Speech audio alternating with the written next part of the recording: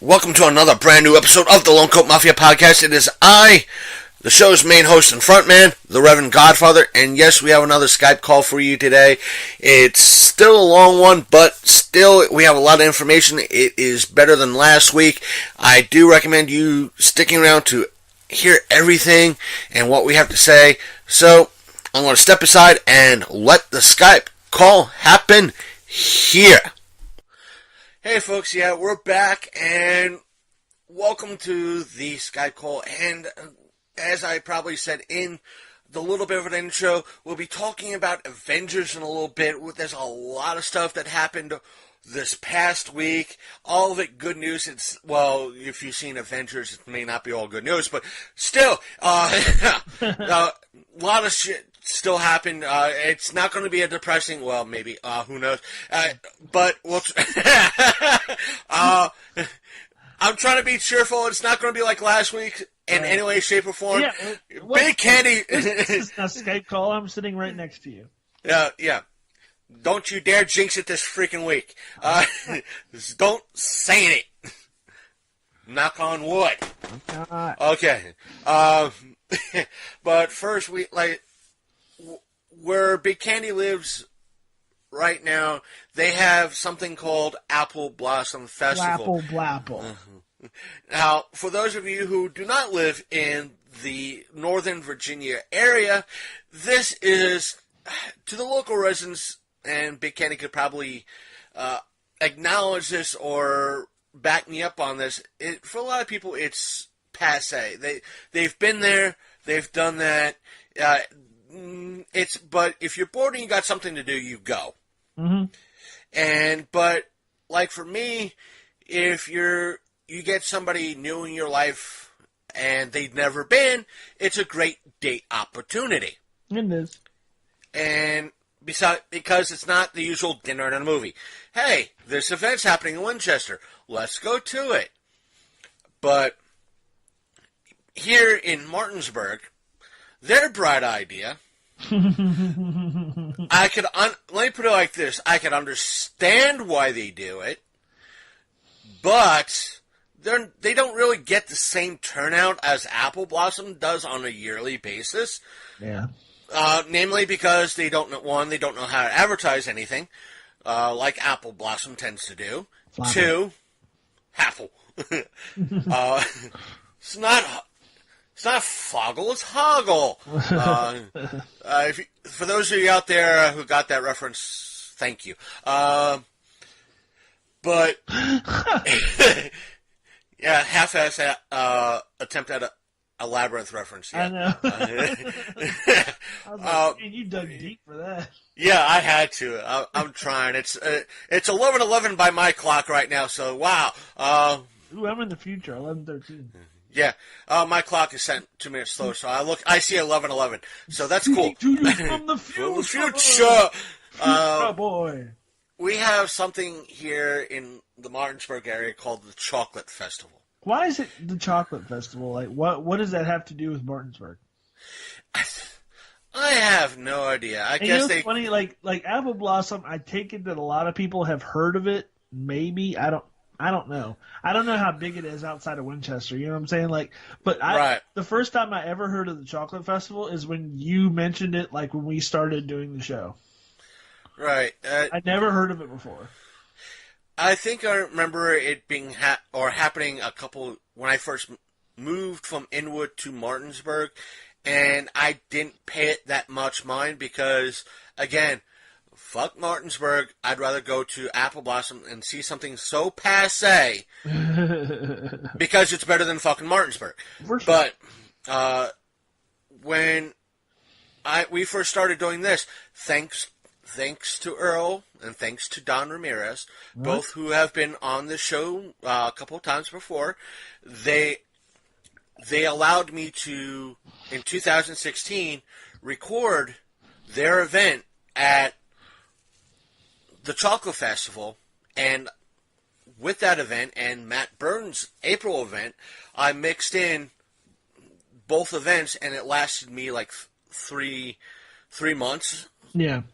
Total, and that's including our hostfuls and everything else, which is wonderful, and Granted, Earl, if some of you, for those episodes, just go to our website, which is thelongcoatmafia.podbean.com, and look them up. You have to go way back, or I think the Podbean app will be able to have them as well, so either way, you'll be able to snag those episodes. Plug. So, last year, Earl had since the first time we recorded, it was mostly adults, and adults, for the most part, don't give a shit. Right. And the recording is not that big of a deal.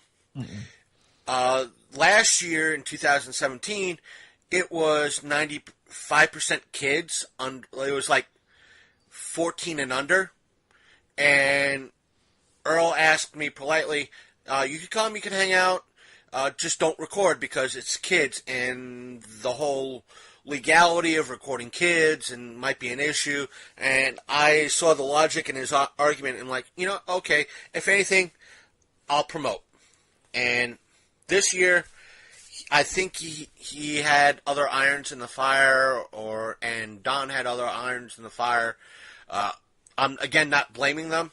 They didn't set up for an event for Chocolate Festival this year, so I'm not blaming that. That's their prerogative. I'll have them on the show again in a heartbeat, especially Earl. Yeah. I think everybody loves Earl. Nice. And the Chocolate Festival, basically, for those of you who haven't been in Martinsburg, I don't know why they use chocolate or the whole aspect of... Now, Apple Blossom I can understand. Winchester's an apple area. Well, it was derived from the Winchester businesses being primarily apples, like back in the day, and it was a festival to honor, like, our main source of income, like our main source of like our economy in the area, was because we're surrounded by apple orchards, or were, not so much anymore. We used to be known as the apple capital of the United States. This was like the number one apple growing region. And at one time, our cold storage, where the apples are kept, was the biggest cold storage in the world. So like apples were like a main industry around here, and that's why they have the Apple Blossom Festival, because that means like they're blossoming. That's the economy's going well, or we're doing well here. Blah blah blah blah blah. And the festival lasts about a week. They have well, actually, it's almost 2 weeks now if you consider like today. Well, today or yesterday the carnival started, so that's today, and then all week they have, all next week I should say, starting tomorrow they have events going on daily, right up until Saturday and Sunday of next week when they have the main parades and the weekend in the park. Yeah, there's like two main parades. One's, I think you said, next week. Yeah. You have the Firemen's Parade. I mean, there's a lot of stuff. So you have like dances, and you have pageants and talent shows, and like. And plus, there's a lot of shit going on in food vendors, the Old Town Mall. Yeah, tons of stuff. If you got money and you want to like come fucking chill and have a good time, man, this is the place and the time to do it. Like, you don't really have to have that much money to actually. Well, I mean, if you want to do all the formal crap, like if you want to actually come and like do the full experience, like wear the pink and green blazer and like, hang out with the yuckity schmucks, you can. Like that's all fine and good, but like it all costs money.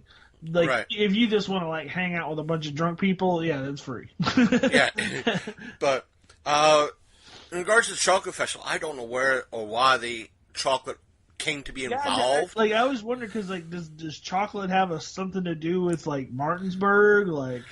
There is a chocolate shop in Martinsburg that kind of does their own chocolate stuff, but I don't know why. I guess they just try to springboard something off from that. I guess. I mean, they really Martinsburg is one of those like towns that just has no personality. Like it just. Martinsburg just is. Yeah, let me put it like this. I've told people, and I'll say it on record here on the show, there's a town in Pennsylvania called Jim Thorpe. Yeah. Their only claim to fame is having the body of the Olympian known as Jim Thorpe. Which they paid for. And they have more of a personality which I don't think than Martinsburg, which is saying a lot for Jim Thorpe. I think I may be wrong. And it's saying a lot for me. Didn't the family have the body removed from Jim Thorpe and put somewhere else? I have no idea, because every few years I hear shit like that going down. I heard something like maybe a year, maybe 2 years ago, I could be wrong, that they didn't agree that the body of Jim Thorpe should be there in Jim Thorpe, so they had it removed and put back wherever it came from in the first place. And so Jim Thorpe is now just Jim Thorpe. I don't know. But either way, what they tend to mix, I don't know how these two correlate, but I don't mean what we were just talking about in regards to Chocolate Festival, but what they do is some of the businesses that participate, I think about between 20 and 30 that do, they have, not only do they hand out chocolate, they have anywhere between, it's either one or two local authors featuring their books. I don't know how local authors and chocolate correlate, but that's what they do. It's like a week-long event with lots of authors and chocolate tastings and whole big hootenannies in regards to this. I'm like, this is not, they're trying to make an apple blossom with chocolate, and no. Yeah. It's not Hershey, Pennsylvania. Is there a parade? No. So there's no parade? Is there like... Are there food vendors or anything like that? No. Let me put it like this. The Saturday is the big day. Today was the big day. Right.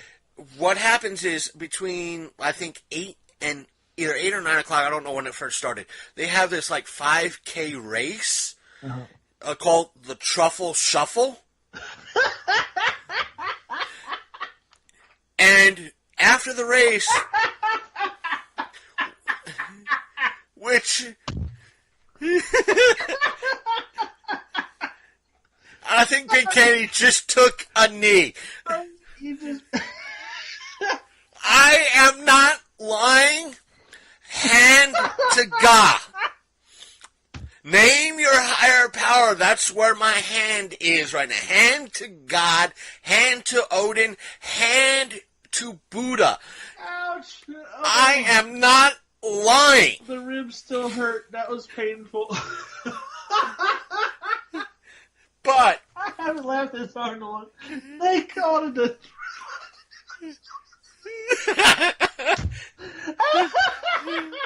it gets funnier every time I think about it. Boy, you thinking a bunch of fat people just doing the truffle shuffle? Yes. From Goonies? Yes. From 5K? Honestly, that's what I first thought too. Ow, it hurts. Oh my God, I can't keep thinking about it because it hurts. But at 10 o'clock... That's hilarious. For I think you could go to one of the local setup parts that Main Street Martinsburg has put together, pay anywhere between $5 to $15. $5 gets you to walk the circuit, which you could do for free, but here's the thing. Free, you could talk to the authors and buy their books, which I'm not knocking that. If you're a local author, it's a great way to promote your book. But if you want any candy off of them, you have to have the wristband, which is the $5 minimum. The higher price gets you in the cupcake tasting aspect, at which you're only allowed one cupcake. And that's not really a cupcake tasting. That's a cupcake having. Right. And the thing is, you're supposed to rate that. It's not like a chili cook-off where they give you a surveys and a small little spoon to taste the different. No, it's like you pay for one cupcake and they tell you, all right, rate the cupcake. and there's a shit ton of other cupcakes that you want to try. And me as a fucking fat boy, right? One cupcake is not enough. No. I want to try maybe 2, if not 3. If I'm hungry, maybe 4. Or at least like a sliver of each one, you know what I'm saying? Right, but you're only allowed 1 cupcake. That's ridiculous. That's it. And for me, as a cheap fucking bastard, and who primarily is under the poverty line, I ain't paying fucking $10, $15 to taste 1 fucking cupcake. Exactly. I don't care how good it is. Exactly. Now, beyond this, you have there's some free tour, like the chocolate shop in the area gives free tours in the background, shows you how to do how they put together the chocolates and so forth and so on, how they make things. The library has shows Willy Wonka and the Chocolate Factory, and they have large game. Why large games is beyond me, but they have large games. Large games. Like a very overly large Connect 4 and a large, like the very large chess sets. Oh, okay. Yeah, that sort of thing. And I'm just still amazed that, I don't understand where the chocolate stuff comes from. It's like they just made it up. It was like they were just sitting around what would people come here for? Like, why would it be a thing? Oh, let's just, randomly have chocolate. I had people come up to me today, which I'll get to in a second, and tell me, literally, the only reason why they came to the event is because they were going through and they were wondering what the fuck was going on. Right. That's it. Yeah. That is it. If Martinsburg, West Virginia was home to, a chocolate factory or, a chocolate industry or, the birthplace of chocolate or something, if they were famous for chocolate. You mean like Hershey, Pennsylvania? Something like that, or even on a lower scale, if they were just the place where the person who invented a certain chocolate was born, or just something to have to do with something in the town. But it literally has nothing to do with anything. I had one person tell me the same thing I've been telling you for years. Yeah. She said, like I said, the people that came up and talked to me just randomly and told me if along the way they figure out what was going on as they stopped. She came from Inwood. She said this was one of the very few times she went through downtown, saw something was going on, and stopped to figure out what was going on. Right. For the most part, she said she doesn't go through downtown. No. And she said, if I didn't, I would never know. And I said, that's what I've been telling Main Street for years. Exactly. And that's why they don't like me. But I did set up, for those of you who've been following on our Instagram and our Facebook page, our Instagram. You need to run for city council. I should. You really should. But you absolutely should run for city council. I'll be the only councilman to curse. We had one sheriff running who was he didn't win because he got arrested for fucking meth. He OD'd. Wow. He OD'd. Literally, he OD'd. The cops came with paramedics, revived him.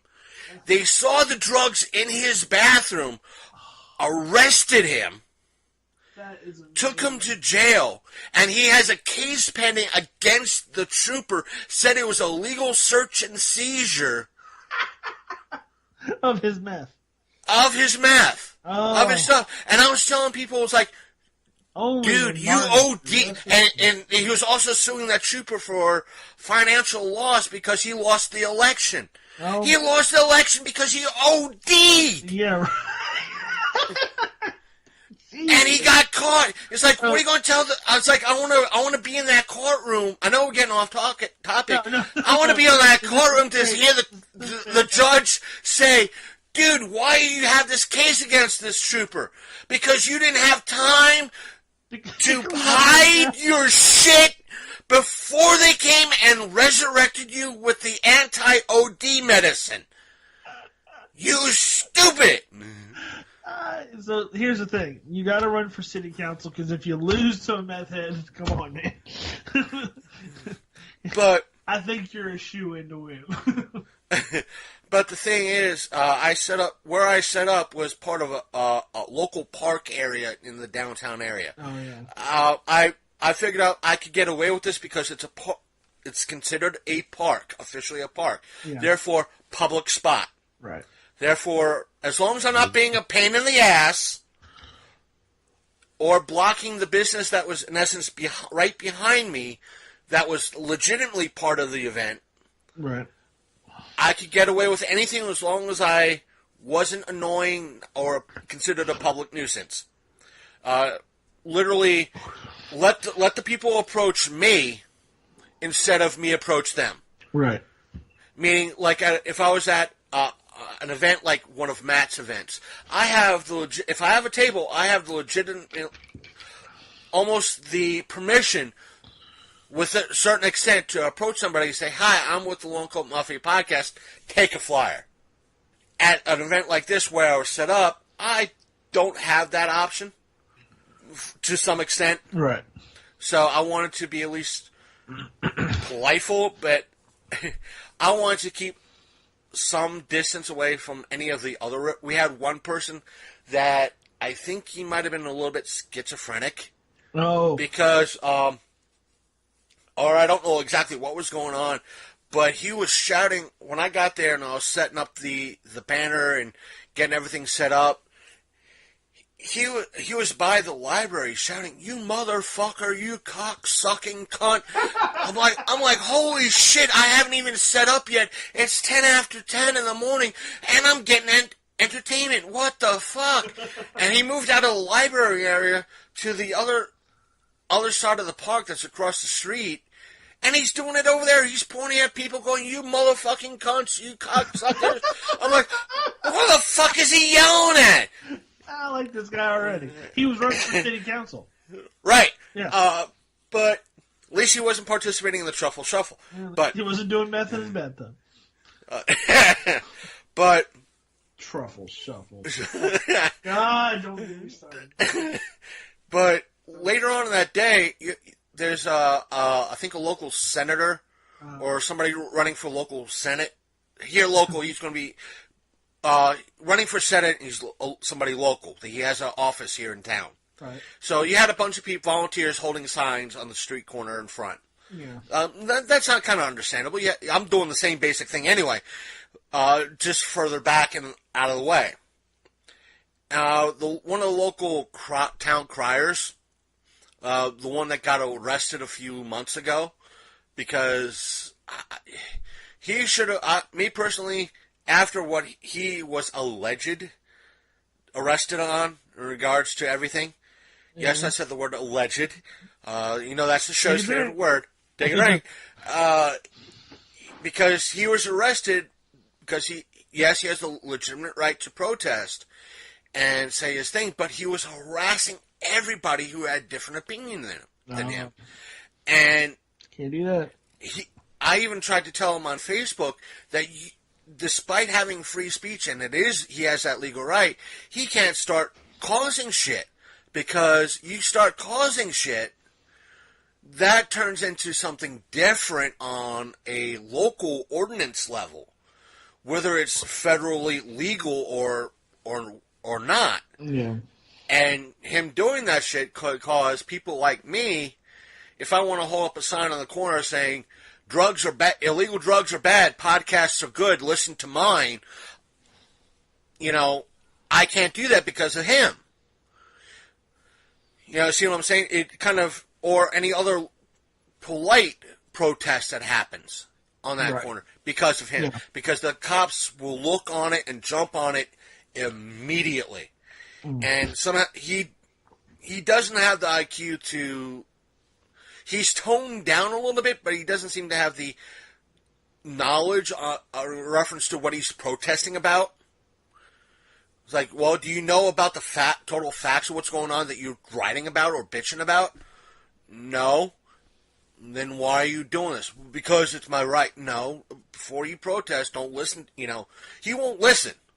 He called me. He called me. I was like, he called me out one day, and I said, "Your facts are wrong." He called me a Putin supporter and a Russian Nazi.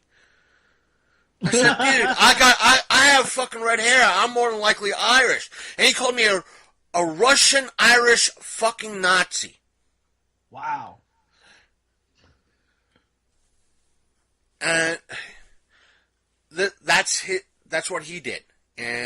Or he was doing one of the reasons why people had a lot of complaints about him and why he eventually got arrested. I don't know what the courts said or why. I think he had to pay a fine and was maybe put on a couple of months of probation or something like that. But it was a hefty fine.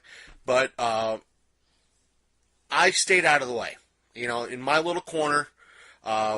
When I messaged you on Facebook, I'm like, I should have brought my tripod to take a lonely podcaster photo. 2 minutes later, I was like, wait a minute, I have that tabletop tripod, and if I think I could put my backpack on that flower pot and set up the tripod on that and aim it a certain way that I could do take a photo and at least start the series. And I did that. I trimmed it down and I did it. And the best part about it is that as I'm sitting there by the table or at the table with everything set up, people are going into the shop behind me like they're completely ignoring me. It's beautiful. But after what I posted up on my personal Facebook is, I think I was telling you about, towards the end when things were winding down, this creepy ass sketchy motherfucker stops, pulls into the parking lot next to the park that I'm at. He gets out, looks at my. Now, I did better than expected. I had a couple of people come up and legitimately ask about the podcast. What happened was this creepy, sketchy guy sits down next. Like I said, did well. Had a couple of people legitimately ask about the podcast. Yeah, which was great. Which was nice. Gave them flyers, told them about the show. This motherfucker looks at the banner, asks me for the flyer. First, after that, he asked me, "Did a lot of hot chicks come by today?" I mean, granted, I'm not the best look. I want to steal a line from Joe Rogan. I look like a thumb with thumbs. And this guy, I'm like, why would he act? I said, there were a few women that walked by earlier, but I wasn't really paying attention. He's like, well, let me get a cup of coffee first. Can I have a flyer? I'm like, all right, here you go. I hand him a flyer. He goes into the coffee shop behind me, gets a cup of coffee, comes back out, sits down in the seat next to me. Oh. Well, he wouldn't leave. Well, yeah. He was sitting there for half a fucking hour. I'm busting. Unfortunately, this is the thing. When you do things like this, you invite everyone. Right. And the thing is, when he's there, he asked me, so did any loose women show up? Loose and I'm women, like, huh? Right. And like I said, as I told you, this guy gave me the fucking creeps. Oh, it would have been a great. Hey, it would have been a great interview though. Just no, I wouldn't have something funny on the podcast. I wouldn't have, dude. I have a fucking line. There are people I would have, interviewed that, on the aspect of Art Bell and coast to coast levels. Yeah, but not this fucker. This guy, as I told you, would give strippers naked on stage a creepy feeling. That's how bad that's how, you get a creeper vibe from somebody with anxiety that could border on creepiness towards women. Then, yeah, you're bad. And at least I'm self-aware. Wow. Yeah, I'm like, dude, no. I wanted to say, I was like, man, I was like, if this wasn't a part of the event, I'd be having security remove this motherfucker. For sure. I wouldn't have him nowhere near my table. But or see, if it's one of those dilemmas, though. He's not technically breaking the law. So, right. like, you were in a public space that wasn't like roped off. You didn't pay to be there. So like, right, he could. He could do it. Unless he was being a nuisance to me, or doing some sort of problems to me and what I was doing, then it could borderline of, dude, go away, or else I'm calling the cops. But there's no, other than that, there was nothing legally I could do. Yeah, there's nothing you can do. Oh man, that's. It's one of those things that, granted, if you have a family, I'm not knocking that. It would have been one of those things that, dude, if you could get out of town and you have nothing to do, come up and at least help me out. That way, if you were there, you would have tapped. I know you would have tapped to do the show. Dude, that's my fucking seat. Get up. Well, no, I would have interviewed. I'd be like, okay, so you're over there yelling "motherfucker" earlier. What was that all about? But so loose women, are you looking for a date? Like, what's going on? Did you hear? Probably thought I was a fucking pimp. You're like, did you hear about the truffle shuffle, sir? What do you think about the truffle shuffle? What do you think about this here chocolate fest? Man, those answers would have been gold. You can't. No, they would have been great. And he was like, he sees now maybe 500 feet or more than that. Yeah, 500 feet at least minimum. There's not so much the courthouse, but they do the voter registration place for Martinsburg. They have Oh. early voting. It's for county shit like magistrates and some of some extra shit. And he was like, early voting was. I was so tempted. I'm like, dude, just go in the fucking library and find out. They got all the information in there. Just leave me the fuck alone. I didn't want to acknowledge this motherfucker in any way, shape, or form. Sure. I was so close to telling this motherfucker, give me back my fucking flyer. You don't deserve a flyer. I would have been the flyer Nazi. No flyer for you. Come back 1 month. And for those of you who get that reference, congratulations. But see, we're adding a new aspect to the drinking game now. Yeah, what? Obscure references? Every time you make a deep reference, so everybody take a drink. Every time deep reference. That's what she said. Every time you say "not knocking," we take a drink. Every time you say "aspect," we take a drink. Or allegedly. Allegedly. But what's my favorite word? Allegedly. Allegedly. It's so fun to say too. Allegedly. That's right, folks. If you misbehave, I'll put up an hour podcast of nothing but me saying allegedly. Allegedly, I was allegedly. But like I said, overall, it was. I just wanted to do it for shits and giggles. You know, it was. Well, you've done it every year since like the inception, so like why not this year? You know what I'm saying? Right. And Jay Leo commented when I posted up on the initial photo saying I was in essence crashing the event. He was like, I love this idea. This is the greatest idea I ever with her. Oh. But he has almost a similar mindset as we do sometimes in regards to promoting and everything else. So for him to say that, yeah, it's. I ought to bring you into Winchester next Friday. If I didn't have to work, I'd be more than happy for you to bring it. Would you allegedly take a flyer? Allegedly. Yeah, there should be a lot of people. It's supposed to be a nice week, so there should be a lot of people here for Friday and Saturday.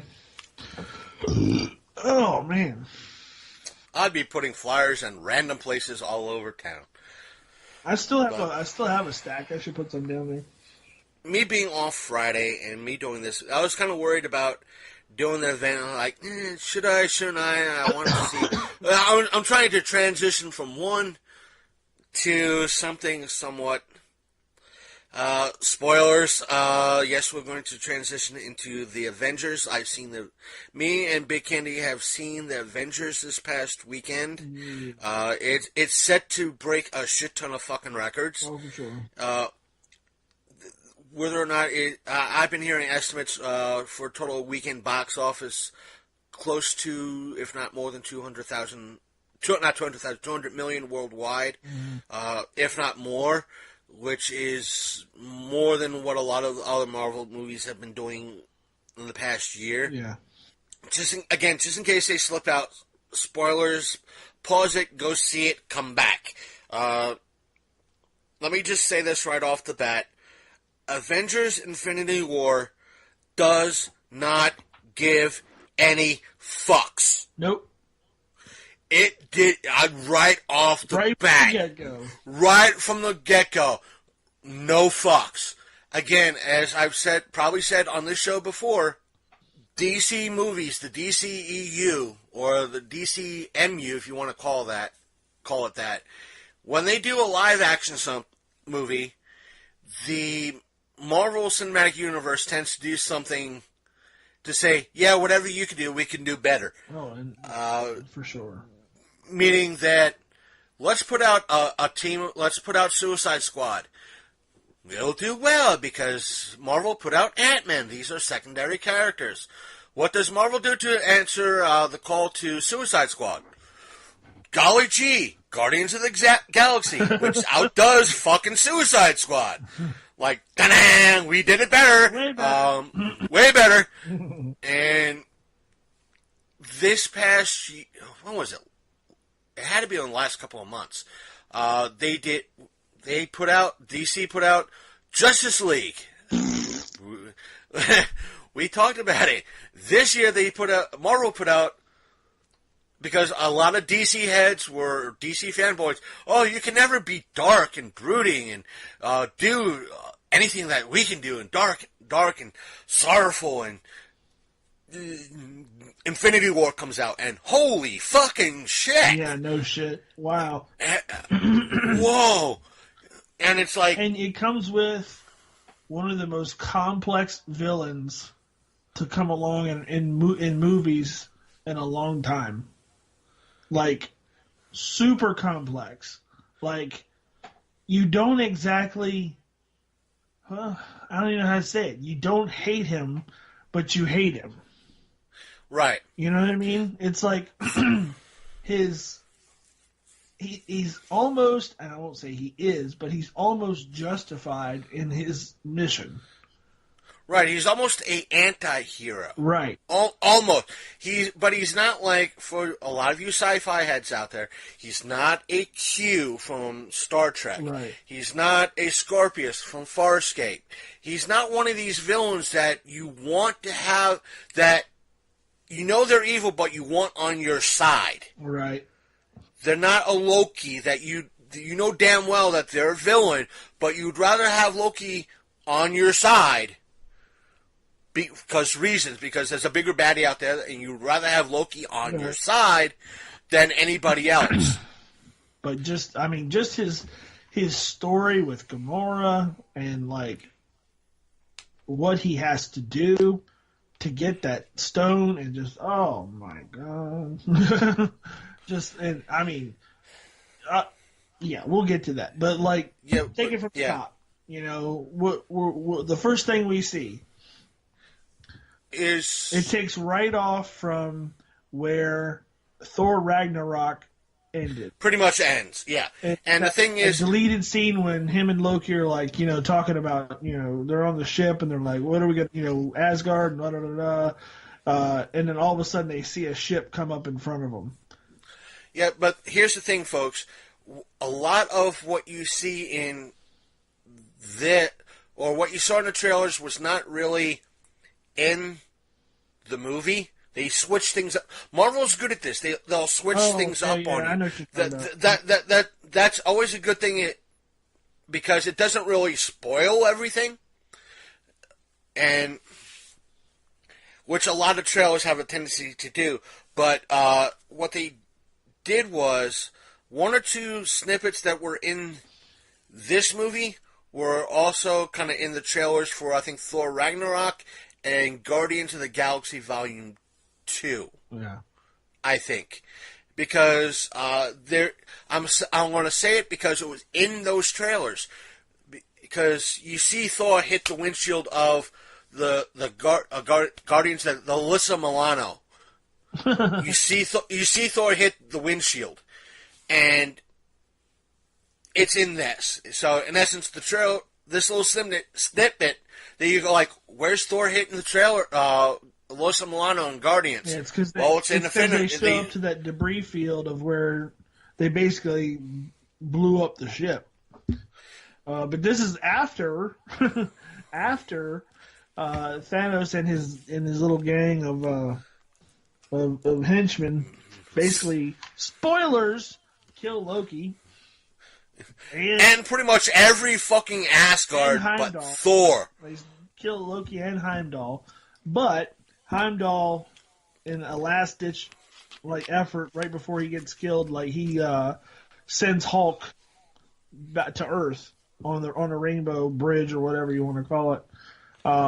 He sends him to Earth, so he ends up in the Sanctum Sanctorum with Doctor Strange, and that's where they did a really good job telling the story and keeping all the characters involved and not taking a back seat. Right, it wasn't I really liked about the movie. Everybody was in the forefront. It wasn't like any one team or one player was stronger than the other, except for maybe Iron Man. But they really each part told its story and did so very well. Right.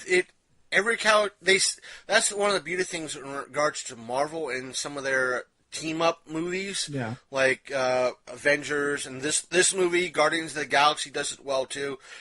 That they tend to, because they have multiple characters in it, they tend to balance them out just right. Mm-hmm. It could be completely unbalanced, but it's not like the way DC does things, that it's completely skewed. Oh, we got to have Ben Affleck in more scenes than everybody else. Right. But Gal Gadot is bitching because she's not in enough scenes. So we got to reshoot everything. They balanced everything with, it's the story that's coming first. Yes, you have to see a lot.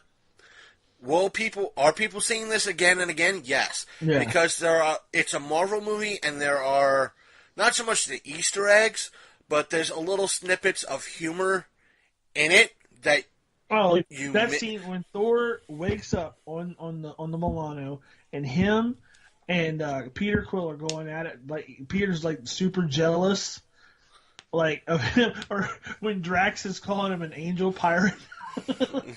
He's like an angel pirate. That scene, I had me laughing so hard. Yeah, and the aspect of him going, Thor calling Rocket a rabbit throughout the whole thing. Oh, rabbit. Rabbit. Yeah, rabbit. Come, rabbit. He's like, rabbit? Okay. He just wants to be along for the ride. He knows that going with Thor is the best thing. Right. But Drax, he definitely, just like in Guardians too, he had a lot of the funny lines in this one. Just because he's so simple. Are you lowering your voice to sound more like him? No. No. Yes, you are.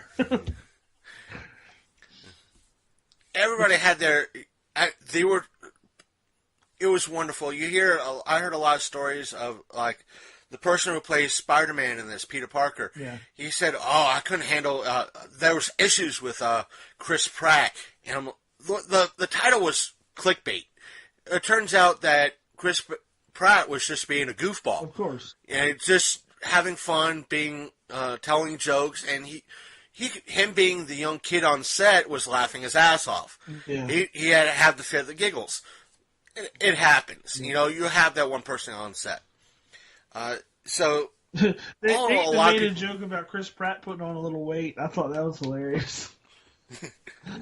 And pointed to his neck. They were like, "Yeah, you got a little neck fit." It was funny. That got me because I noticed right from the get go. I was like, he did put on a little bit of weight. But I wonder how they got Peter Dinklage in that role. That was a surprise. I didn't know he was in the movie. And I was like, is that Peter Dinklage? Yeah, as a giant dwarf. I'm like, how do they sell Peter Dinklage on this role? Peter, we're going to have you play a dwarf, like from Lord of the Rings, a dwarf, How about But he's going to be like 18 feet tall. You're going to be like the biggest dwarf ever. He's like, king of the dwarfs? Okay. Yeah, he probably took the role just on that. No, I thought that was a great, and he was great in that role as, I don't even remember his name. That was, oh man, everything in that movie was just so great. I liked a lot of it dealt with the cosmic stuff. Right. I'm a bigger fan of the cosmic Marvel universe than I am of like the Earth 616 stuff. So like to me it was really satisfying seeing all the space stuff. Just like when I watch Guardians of the Galaxy, I love all that stuff. Well, the whole theater for the most part was silent. Oh, after the events of the last part. Oh my god! No, I mean throughout the only time. No, I'm saying when I said silent earlier, like okay, there was laughter, there was people. I mean, you could hear people talking through the whole thing, whispering one thing or the other, but everybody was pretty much dead set on the story. Right. It got super, super quiet after Thanos snaps his fingers. Essentially, he wins. And, like, you don't see that in movies too much where the movie ends with the bad guy totally winning. And he totally wins this. Well, this is, in essence, part one. I know. Part two is an Avengers Endgame, which is coming out, I think, next year. Or the year after, something like that. And they did do it at the same time. I just love. Say what? You're breaking in and out. Oh, I'm sorry. You're starting to break up too. You sound like you're in the bathroom now. What I was saying, like all of a sudden you're like, blah, blah, blah. I'm wondering how they're going to end this whole thing up. Like, I know it's not. They've already deviated from the books. And like the regular canon, so like I guess you would say it's Marvel stuff. So I mean, it's its own story. So I'm wondering how they're going to end up, how they're going to wind this up. There are, because we're in spoiler territory as it is, a lot of people are speculating that Gamora is not necessarily dead. That's true too. But like at the same time, like. I know that at the end, did you stay for the end credit or the after credits? Yeah. I'm not one of the 90% fucktards that leave at the end as soon as the credits roll. Okay. I stay. Okay, so like, you know that Nick Fury called Captain Marvel, right? Right. And I like the whole bit as he's starting to dissolve, he goes, and that's when he's like, yeah, he's like, he looks at him like he's tapping the button, and he just sees himself starting to dissolve, and he goes, mother. And that's when that was classic. And the other, the classic Samuel Jackson. The only other big time outburst from the audience was when Thor showed up during the battle. Yeah. Oh, that was great. He's got Stormbreaker in hand, and right. It was a great way to bring in that hammer. And he was that version of the hammer. He was kicking ass.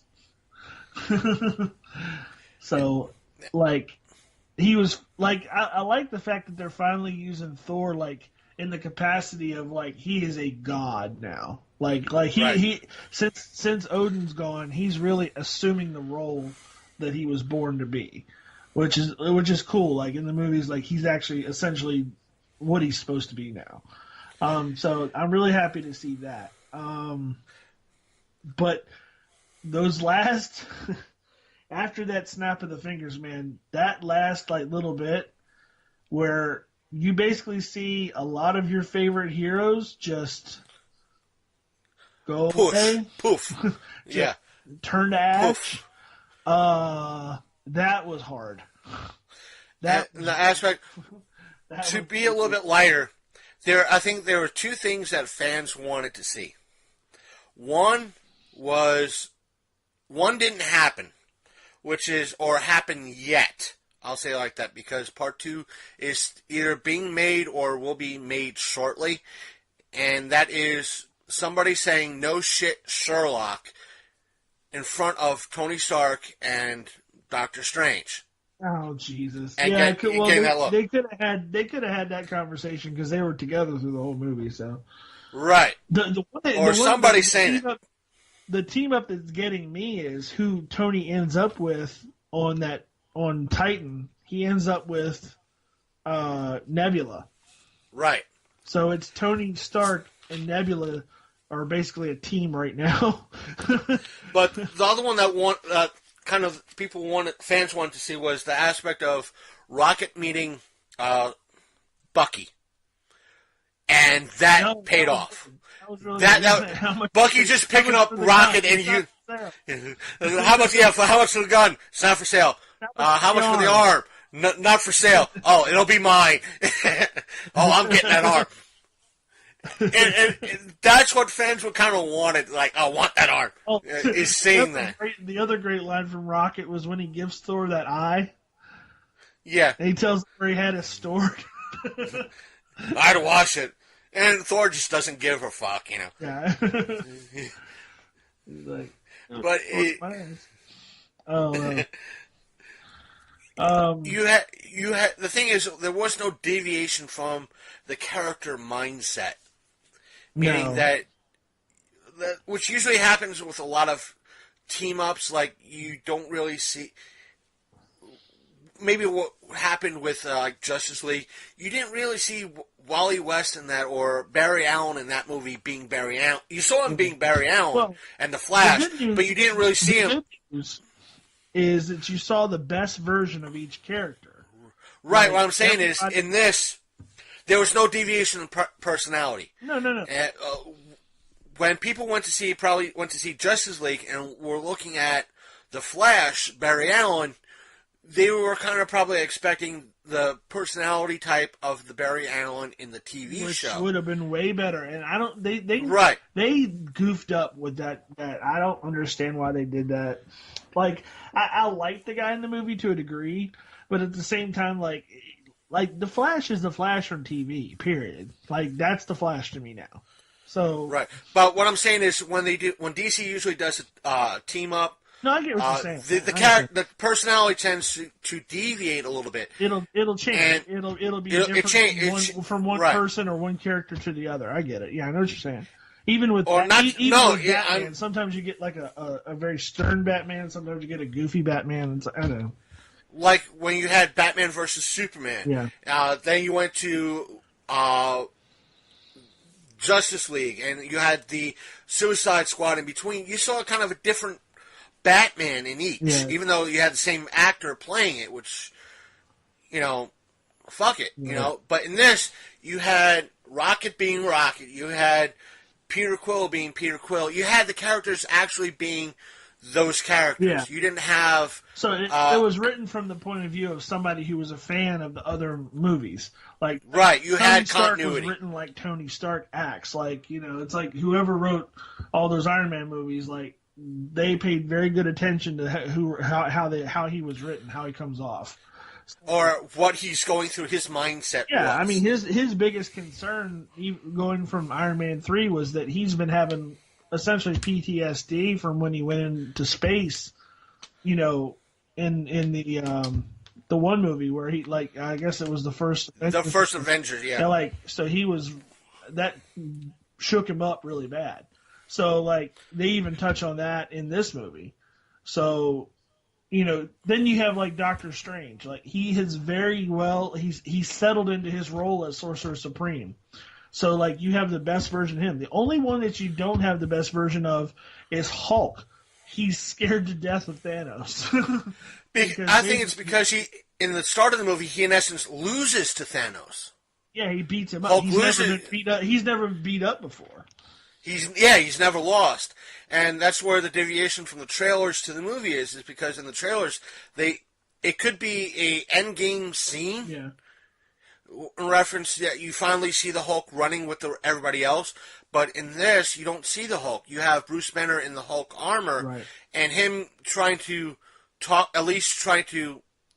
in the comics, from what I remember, him and the Banner and the Hulk do tend to talk on some level. Right.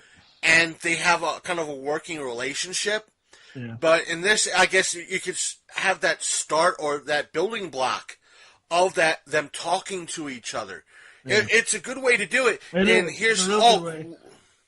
Hulk finally loses to somebody way tougher than him. Essentially, I think it hurt. I think it hurt the Hulk's pride a little bit because, coming off. That's why he doesn't want to come out. Well, he doesn't want to come out. Yeah, coming off. And you have Banner like, come on out, come on. And you have Hulk coming out a little bit and going, no. Yeah. No. Well, you're coming off of Thor Ragnarok where he was on this planet. Essentially, he was the champion of this planet. Like, they were, they worshipped the dude as a fighter. Like, nobody could stand against him, not even Thor at the time. So, like, essentially, you're seeing, like, the Hulk basically, I think his pride's super hurt because, like, Thanos kind of handed him his ass, like, without any effort. So, right now, he's like, no, I'm not coming out, no. Yeah, what you're saying is true. When you see a lot of the Hulk in recent movies, the current version of the Hulk, that if he loses, he's been in a fight. It's neck and neck, and he eventually probably wins, but there is a strong fight. Yeah. And there's no pride lost, that he's been in a fight. If he loses, yeah, whatever, I lost. I'm just going to walk away. Right. And he's going to be the Hulk. In this, Thanos pretty much, all right, I'll let him get a few hits in, but I'm going to kick his ass harder, worse. Yeah. And that's where he doesn't get his ass beat, he gets his ass knocked out. Right. And that's saying a lot. He, in essence, not only did he lose, he lost and got sent to Earth. Yeah. And that happening, yeah, he was like, no, I ain't coming out. So well, that'll be that, something in the new movies that we'll have to see, like, or the new movie, we'll have to see, like, where that evolves to, like, whether we get a different Hulk, maybe a smarter Hulk, or maybe we even get, like, an Ultimate Hulk where, like, I don't know if you know that storyline.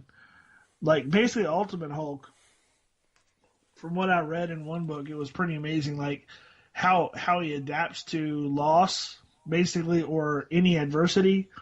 He, like, overcompensates. So they put him in this 0G, like, room, and they start removing the air.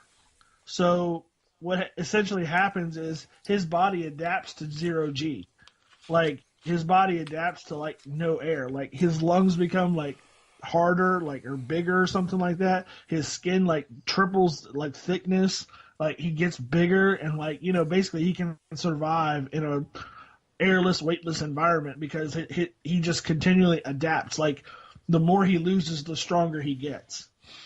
So, like, they could be going with that aspect of it. I don't know. Yeah, we'll have to see. We're theorizing right now. Yeah. But everybody kicked ass in this. Oh. Everybody, I was all the way down the impressed line. with Scarlett Johansson in this as, like, reprising her role as the kick-ass version of Black Widow. I like the new haircut. But, like, she really hands that other lady her ass in this. And basically is a badass, like, twice against her. I like the line from what's his name's bodyguard. Once Scarlet Witch shows up and does her thing, oh, now you show up. Yeah. Where were you at when we needed you? Now you show up. But yeah, they were great. Everybody from Black Panther was great in this. Like, all the people that were in that were great. And they did such a good job, like, having so many, like, top tier actors and people from the past movies actually, like, stepping into these roles and, like, being, like you said, not deviating from how they were, but at the same time, like, there wasn't, like, anybody who fell back. There wasn't anybody in the movies who, like, you didn't get confused with the storyline either. Like, it was fluid, and everything, every character and every team and every, like, team up was in sync with each other, and it, like, made sense. So, like... Yeah. Unlike what you kind of saw in Batman versus Superman, where and Justice League, like you just had poorly developed characters, like they're just stupid. And it's like, okay, A, B, C, D, E, and F. Where in this, you had A.1, A.2, A.3, then B, and there was more fluid. There was probably holes in the movie, but you had more fluidity between everything. Yeah. And it was like, okay, here's what Thor, Groot, and Rocket are doing. Here's what Tony and his team are doing. Here's, this is going on, this is going on. Yeah. And what we're talking about is like when you folks, if you don't care about spoilers and you've been with us this far, when the King of Wakanda, Black Panther himself, kind of turns to dust and disappears, you have his lead bodyguard break down. Literally, she broke. She, like, oh my God, the king is gone. There is no backup. And that is the reaction. The look on her face and her reaction is right then and there. Oh, yeah. I mean, it's... Like I said, and just like the scene with Spider-Man and Tony Stark on the Titan, like, that's the reaction of a kid. Like, he sees these people dissolving. He doesn't feel good. He's like, I don't want to go. Like, that was heartbreaking. Like, I mean, kudos to the kid who plays Spider-Man. That was well acted. And of course, Robert Downey Jr. just knocks it out of the park. But I really think the shining star in this whole thing is Josh Brolin. Like, to be honest with you, like, the portrayal of Thanos in this movie was just fucking stellar. Like, I'm a villain guy. I like villains a lot more than I like superheroes. I always have, because I find them interesting and complex. But this was, like, on a different level. Like, this was, like, somebody gets it. Somebody, like, whoever wrote this and wrote those parts and, like, Josh Brolin acting him out, he understood the motivations of this character, like, to a T. And the thing is, a lot of people were complaining about how he looks overall, but what we were seeing was him without the helmet. Right. Which he kind of takes off in the beginning of the movie. Yeah. And it fits. It does. Once you see that context, it's a wonderful thing, and it works. It kind of brings Thor down a couple of notches. Right. And it even though he's an alien, it makes him more human-esque. Right. In regards to things. Yeah. And to see him also as evil, like Tell-Me or not Gamora. What's her name? We just said her name. He in essence has her in pieces and torturing her. Oh, Nebula. Nebula. Tell me where the Soul Stone is. Tell me.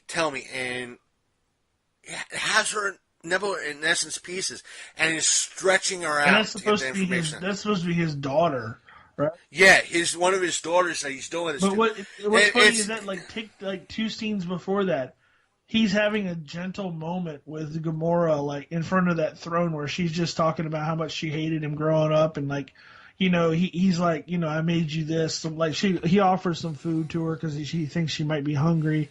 Like, you get the impression, like, is he playing her, or is he like just trying to be a genuine father figure? But then he turns around and, like, you see him torturing his other daughter. So it's like, is he just a madman, or like is he just conflicted? It's really well written. Let's put it that way. Yeah, I think what they were trying to do, now this is me theorizing, is that they want to show you that Thanos is still kind of humane in a way, if you want to put earth-colored glasses on it, is that he's humane. He wants to be this gentle person, but he's still an evil fuck. Right. Well, I mean, that's what they were trying to get. She even asked him, she's like, what's your ultimate goal? He's like, to see the sun rise on a peaceful galaxy, or on a peaceful universe. And he ended up, like, seeing exactly like seeing that. Like, the Marvel Universe was split right down the middle. Basically, like, the populations of every single, like, life-forming planet were cut in half. Like, that's why everybody just disappears. They're just gone. And he gets that balance in the end. It's like, what did it cost you? And he says, everything. And it's like, is he satisfied with what he did? I don't know. You get a weird impression at the end of that movie that he's not necessarily like happy with what he's done. Yeah, and like I said, you had a lot of serious moments in the movie, and some of the humor was up front, like Marvel does. Some of it was background. Case in point, they're on Titan, wherever it was, and Tony and everybody else was going, all right, it seems about the same as Earth, this, that. It's a somewhat serious moment. What's Mantis doing in the background? Boingy, boingy, boingy, boingy. Oh, she's a simple creature. I really like her portrayal in this too. It's like she's just an empath. That, like she doesn't know anything because she grew up like on Ego, like not around anybody else. You know, just like the people that he brought in and killed. So she really doesn't know anything. And the thing is, even in her this, and Drax are just hilarious, especially right. Guardians too. Even in this, she holds her fucking own. She does, absolutely. And that's the thing, is like when you see characters, like we talked about the show Defenders, they kind of had, what's her name, just kind of sitting off. Everybody else is fighting. What she's doing, just sitting there watching everything go down, doing nothing. Yeah. Yet here is Mantis, one of the basic characters that's an empath, trying to help someone who would be had any sense. Well, she's pretty. She's pretty powerful in her own right. But what I'm saying is, for the most part, she has the ability to put essentially an elemental to sleep, like when she was with Ego. I mean, but what I'm saying, for the most part, she would, compared to the rest of everybody else there, for the exception of Star-Lord, Peter Quill, she wouldn't be up front. She's not that type of person. She's more of a background person, a very secondary or third string character, or a third string person in a battle. But here she is, stepping up as almost a first string person, and who knows, and which is amazing. She was, but my thing, even though maybe that's one of the downer falls in this, is because if she was able to put an elemental Ego to sleep on, in essence, a planet, someone about as big as a fucking planet, she couldn't take down or get Thanos to go down. That's true. I was thinking about that too. I was like, when we were talking about it, I was like, man, like when she drops down and she's like, trying to mess with his head, it was like, why don't you just put him to sleep? They could have took the glove right off. But it's a great scene. They did a great bang-up job. You're going to have little plot holes like that, but whatever. They, of course, as you said, most movies have plot holes. Yeah. Some are going to be as big as a fucking semi. Yeah, you can park a semi truck in.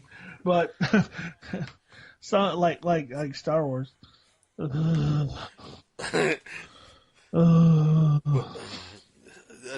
fall asleep on me on that, guys. That one of the things the best part, I won't say the best part, is that when I was going in to see it, we stayed out until because we heard that when we were waiting in line to go in, that the final bonus scene at the end would kind of spoil the movie, so we didn't really go in to see it, or we were waiting until everybody else saw the scene and left, and when everybody was going out, we were going in, somebody leaving goes, Vader's Luke's father. He literally goes, spoilers, Vader's Luke's father. Me without missing a beat, son of a bitch. And without missing a beat, after me saying that, was fucking asshole. I was going to say that. I should have left going, man, I can't believe the whole second half of the movie was in German. Fucking pirated copies. Man, that was a great movie, except the last part, why was everybody topless? Can you imagine if you heard that in line? You're like, topless? What? Just walk out. I have no idea why they gave us the porn parody of Justice League. Oh, God. But our theater, the Berkeley Theater, had not just one... I'm going to give it to Berkeley Theater. I'm going to give it to Berkeley Theater because lately they've been stepping up big time. The reason why I say that, even though they're kind of a rinky-dink little theater, lately for a lot of their movies... Oh, that's where you went to see it with all that swag? Yeah, they had not just one set of theater exclusives, but 3 sets of theater exclusives. Wow. And that's the little $5 theater, right? Yeah. Damn. The $5, $7 theater. $7 for matinees. $7 for everything past the matinee times, and $5 for the matinee times, which is compared to, we'll get to Regal in a moment, but compared to a lot of the bigger name theaters that it's usually like $9, $10 for the matinee and $12 past matinee. Yeah. But again, the reasoning for their the matinee price, the up and tick in price for Berkeley is because they upgraded the seats and they got digital equipment. Right. Understandable. But the 3 sets of exclusive was for $18.50, you could have a metal bucket with lid, a metal tumbler. I think it's like a 16, 20-ounce tumbler. That thing was nice from your picture with the gold top. Yeah, I think it was nice. And it like I said, it's a large popcorn, maybe a small drink, but it's a metal tumbler. Yeah, a metal bucket of popcorn with top and a candy. That's $18.50. That's badass. The second grouping of that's $18.50 plus what you get in for, right? So 23. What you get 23 off, $23.50 altogether, right? Right. The $18.50 is just for that exclusive meal, which is the drink, the popcorn, and candy. Right. I think it's any candy in their case that you could have. That means if it's a $4 candy, you're getting a $4 candy. Right.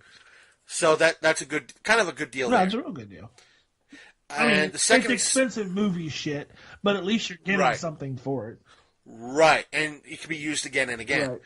Right. The only downside is the top didn't really fit too well, unless it's kind of empty like mine is right now. Yeah. You kind of have to finagle it to get it closed. The second set is keychains. There were 5 keychains altogether. The Infinity Gauntlet, Spider-Man, Thor, Captain America, and Iron Man. Each keychain was $2.50 a piece. Right. Or full set $10. That's not bad.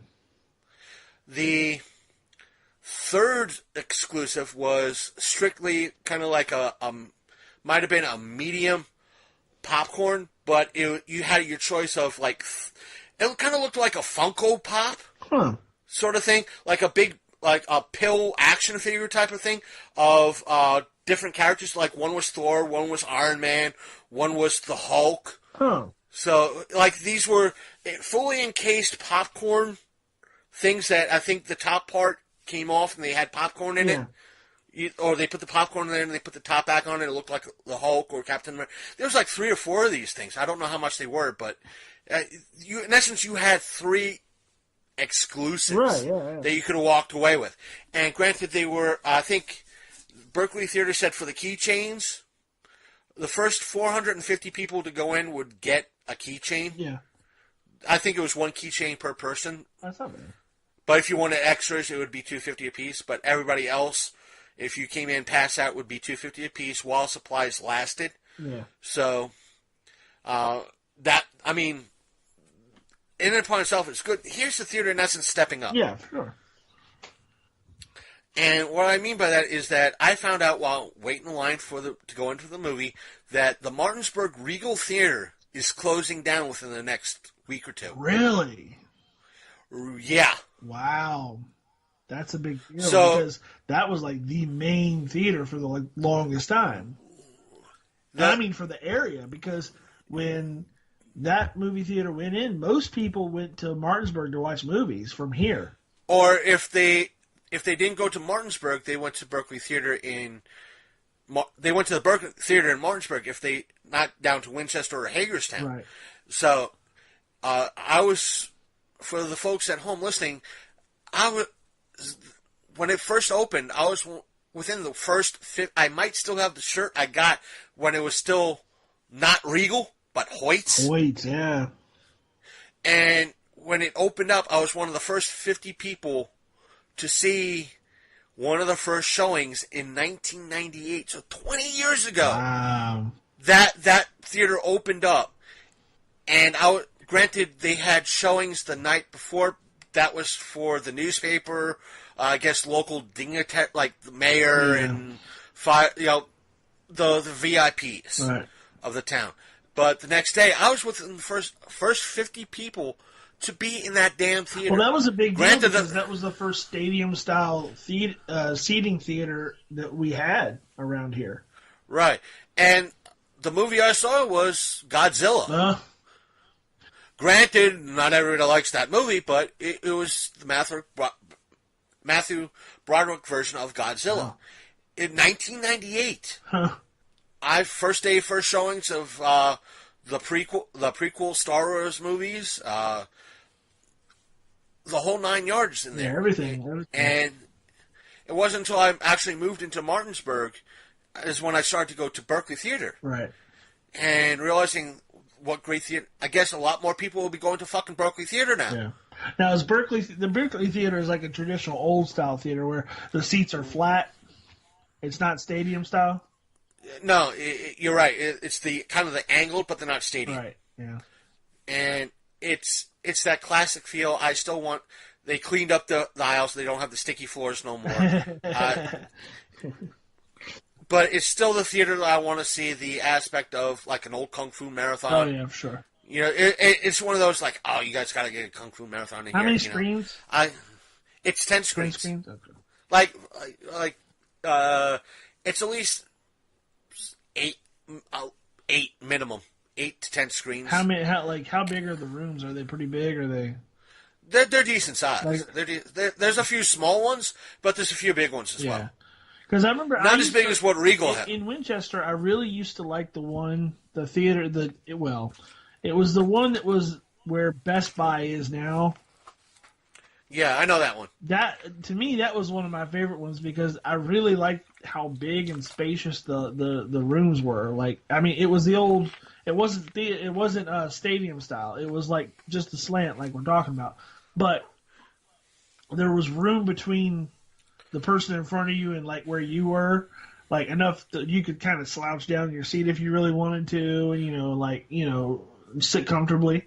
And it was like the AC and the environment was nice in there and stuff. And I used to like that one. They tore that one down too because it just wasn't getting enough business because people were going to Regal, people were going to Hoyt's because of the stadium style theater. So it's funny how that all turns around because now you have everybody going to like Alamo and people going to like I said, Berkeley Plaza or Berkeley Theater and stuff like that. Yeah. Oh, they're like here in Martinsburg. They're like either going down to the Alamo or going up to the Regal Cinema in Hagerstown, which has 15 screens. Right. And whereas Regal, it's like, let's take Ready Player One. It should have had by the time it was second week, they cut the screens. They cut the showings. Wow. And it was like, wait a minute, this is the second or third week. It should still be in theaters. But see, it's also poisoned by the concessions. Right. The concessions, we went to our mall theater, the one that was like here in town, to go see, what did we do? Oh, we saw Thor Ragnarok here because it was the only place that was playing still. Like they had stopped showing it at Alamo. So we were like, we really wanted to see it. So it was still playing at the mall. And I had never been there before. It was the first and probably last time I'll go there. I was just appalled by the prices. I couldn't believe how much they were charging for food.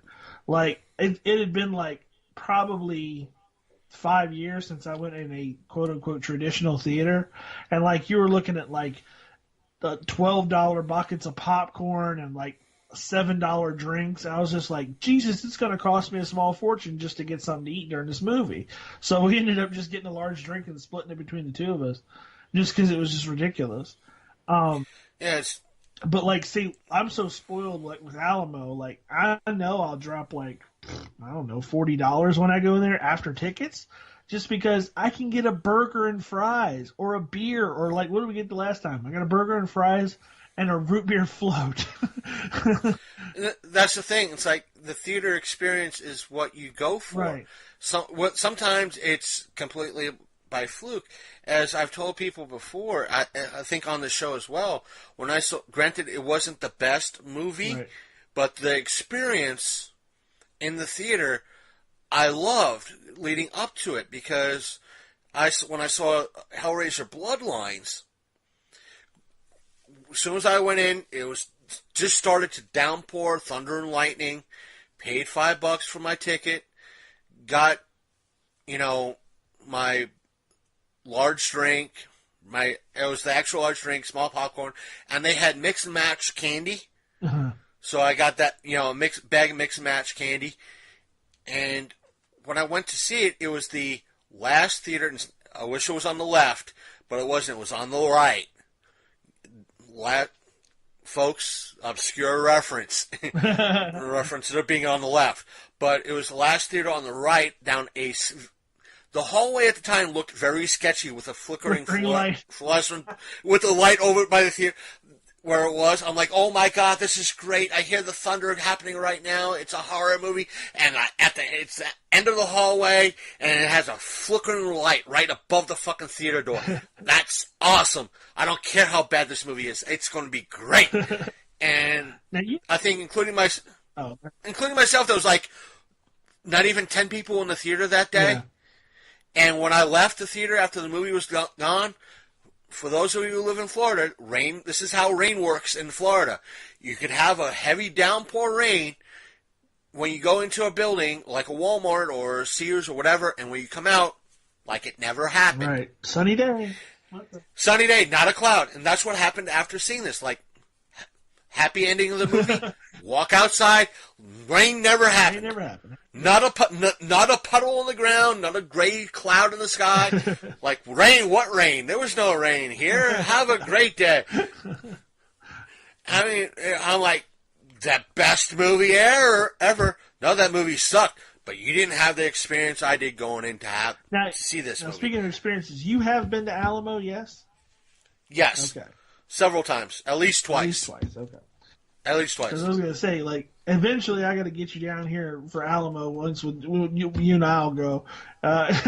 Because I'm sorry, but I'm so spoiled with that experience. It's so awesome having an Alamo here. Like, I can't imagine seeing a movie. Actually, when we went to that mall theater, it was terrible. Like, we were actually like, what do we do? Like, I felt awkward not having a little table in front of me and not having, like, what I want. And, like, it was really weird. It was off-putting. But then, like, also, right. We have a great drive-in here, too. Like, the Winchester, like, family drive-in, like, they just converted 2 years ago over to digital. So now, like, they're still in business after, like, I don't know, eons of being over there. And, I mean, that is a top-notch experience in and of itself, because not only do you get to sit in your own car or outside, like, in lawn chairs or in the back of your truck or whatever, however you want to watch the movie, but you also get the experience of, like, they have a really cool, like, you can get, like, burgers on the grill, you can get hot dogs, you can get, I think they even have, like, a shrimp basket, like, they got, like, all the novelty buckets and stuff, like you were talking about Berkeley Theater having, they have all that stuff. And they always show new release movies, so it's like, I don't know, we're kind of spoiled for movies in this area.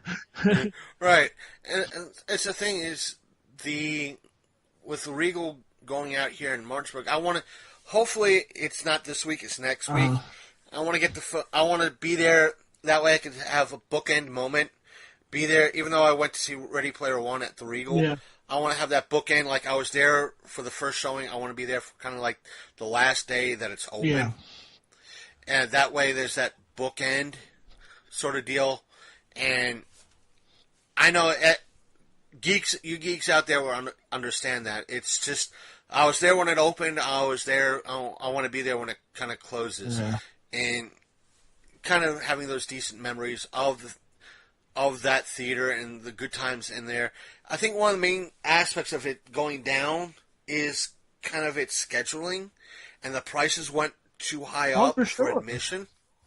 And the admission was higher there too than anywhere else, if I can remember right. It was $9.50. I want to say, wasn't it like $9.50 for like a matinee, and like a main feature was like 11 or 12 something? Yeah, that's the current deal. The matinee is like $9.50, $10, and the sad thing, the people online saying, they currently lowered their, I guess to try to get people in the seats because everybody was going to Berkeley for the $5 matinee. Oh, shit. So they said for the past 2 weeks they've been doing $5 matinees to get people in. I'm like, well, yeah, where was this when I went to see Ready Player One a couple of weeks ago? Right. And now they don't do the exclusives. They used to sell. Part of my movie poster collection came from them, from Regal, and now they don't. They haven't done that in a few years. Even sad to say, and now people are not going there. They're going to places like Regal because Regal is kind of, granted, Facebook sponsored shit ain't anything. If what they're doing now with the showing their exclusives, the theater exclusives. Yeah. You get one person like me saying, wow, or I found out thanks to Lloyd's fiance sending me a link to the keychains. Yeah. That's how I found out about the other two exclusives. And that's when I started seeing the sponsored stuff from Berkeley Theater. And it takes one person like me to see at least the sponsored stuff to, spread the word. Dude, go to Berkeley Theater. They got the fucking these exclusives. Yeah, sure. And you grant people like, well, I had one person when I was seeing Infinity War. I spent $18 for that. You're probably. I'm like, dude, you would have spent this amount at Real for the same shit. Yeah, without the exclusives. Well, yeah, without the exclusives. And he was like, yeah, you're right. And that's the thing. It's like you get people in. It's stupid shit. Granted, it's stupid shit. But I fucking bought 6 keychains. One's going to probably go to Mad Eye Markey. And the tumbler and the bin, the popcorn thing. Why? Because I'm a fucking geek. Exactly. And I had $28.50. Because why not? Because I'm an adult. Well, why not? I'm a fucking geek. But that's the thing. It gets people in. And they'd have a free movie summer. Regal, it was, you spend like $2. But the summertime, I think Berkeley Theater might be starting it up soon. When summer starts to hit, I think Friday, Saturday, and Sunday, or at least Friday or Saturday and Sunday, they do a free movie. It's usually something like Kung Fu Panda 3 and Despicable Me 2 and that's awesome. Stuff like that. It's stupid kids movie. I'm not saying they're stupid, but it's kids movies like that for free on the weekend. Yeah, it's free at like 10 a.m. to noon. That's cool.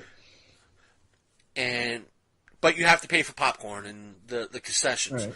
They're making money anyway. Right.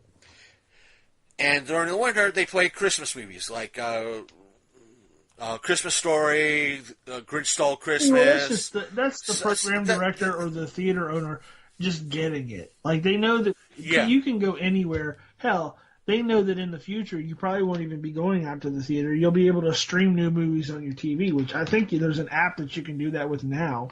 You have to pay like some ridiculous amount of money for it, but I think you can do it. But like, they know that there's, like you said, there's an experience that people like. Actually being in a theater, like sitting on the creaky seats and the sticky floors, and some people like that. Some people like actually going out to a theater to watch a movie rather than sitting at home and watching it. Like me personally, I can actually pay more attention when I'm in the theater because at home I just fall asleep.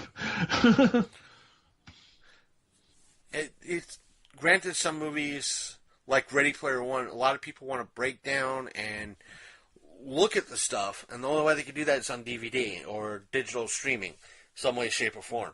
But again, it's the experience that what matters. And with Infinity War, there have been reports of people. I've seen footage of people sitting in the seats even 15 minutes after the movie's over with, in shock. I shared a photo of somebody being carted out to an ambulance because they fainted at a theater somewhere out west. There was open sobbing, and there was like ruined makeup, and there was I saw it all. Like, it was crazy. Like we said at the start of this Avengers discussion, this movie did not give a fuck. No, you're talking about literally key characters gone, like Spider-Man gone. Black and it wasn't like boom gone. It was like, Tony, I don't feel well. I don't want to go. And then, it was a heartbreaking moment. Yeah. This wasn't like Superman all of a sudden dead. Yeah. It wasn't just... Oh, yeah. Like, these people had a look on their face like, I don't know what's happening to me. Poof. Oh, my God. And it was, like, relentless. Like, the people that they took were just like I said, Black Panther, who's, like, hot property right now. Gone. Right. Gone. And his, in essence, his personal bodyguard, right-hand woman, in essence, cry out, seeing not only her lover disappear, which happened, but in essence, her leader disappear. Yeah, I mean, Peter Quill, Drax, Peter Quill, Mantis, gone. Gone. You know? Like, and which I think they're setting up for another Guardians movie, which I think, and I could be wrong, is going to primarily surround like that Sylvester Stallone team that we saw at the end of 2. Yeah. I think people are going to be shocked to find out that'll be the new Guardians of the Galaxy. Who knows? We'll have to wait and see. But now, I'm pretty sure. I mean, I don't know. Like I said, with what as far as like resurrecting characters, I mean, I'm sure. Doctor Strange. I know they got another movie in the pipe for Doctor Strange. Same thing with with Peter Parker. There's a secondary Spider-Man coming out soon. So the two questionable that I've been hearing so far that might be permanent or it might be down the pike, is Stark and Captain America. Right. One or both are going to, at the end of the next Avengers, is going to go bye-bye. Well, I was almost sure it was Stark in this one because he gets stabbed. Right. But, like I said, you had a lot of great moments. I know we're jumping back and forth. A lot of great moments in this. And tons of great moments across the board, just between not just the drama, but the action, too. Like the whole aspect of when they're in Wakanda and the king is pretty much goes, all right, this is what, I want you to do this, I want to do this, and he points to, it looks like somewhere off camera, and he points to Captain America, Steve Rogers, and goes, somebody get this man a shield. Right. And just, and it was like, yeah, I'm like Thor, and right, yes! Well, and then there was like, things like the CGI in this was seamless. It was so good. Like, I think the character, what's his name? It's like Corvus Grave or whatever. Like, was like, man, it was such good CGI for that character. It was like the weird goblin looking guy that had the scythe or whatever. Like, he was actually like frightening, and looked like the character from the books or whatever. Like, so they did a really good job with all the character like makeups and CGI. Everything was done very well. I would like. So okay, finally, what are we giving this out of 10? I want to say I'm hard 10 out of 10. I'm going to give it a hard 9 fucks out of 10. All right. And now why 9 out of 10? Mine's a 10 out of 10 because I would watch it again and again. Yeah, I'm going to watch this again. It's going to be on home, so I could just go back and watch everything. Just like, yeah. There's probably a lot of stuff that we're glossing over and we're missing, but there's a lot of stuff. Well, there was so much in the movie. I mean, there's a a lot to unpack. Yeah. I mean, one of the great moments, and it wasn't funny, it was serious. It starts out a little bit funny, is that when I think it's Mantis or Drax points to Doctor Strange, and they're like, "Is your friend?" I think it's Mantis that says, "Is your friend supposed to do that?" And they turn, and so when they show Doctor Strange kind of twitching and glitching out, and when he finally comes to, Tony asks him, like, "What were you doing?" "Oh, I was traveling to the future to see all possible outcomes." And Tony, without missing beat, goes, "And?" He said, "Well, out of over 14 million possible futures, I went to 14 million. He's like, "All right, how many did we win?" And with cold, I mean, there was no smile. Coldly, one. And that's why he gave him, the eye, or the time gem. That's why he gave him the time gem, because he knew that was the only way. Right. What will happen in Endgame? We have no idea. It's just that I think right now they set themselves a very high bar. No, you're not kidding. Yeah. So it's either A, going to suck, or they're going to hit that mark, and it's going to be even more, fuck me. What I'm excited about is the fact that I've been, ever since, let's put it into this perspective. Ever since Lord of the Rings, because I didn't think that was possible to make that movie and it be that great.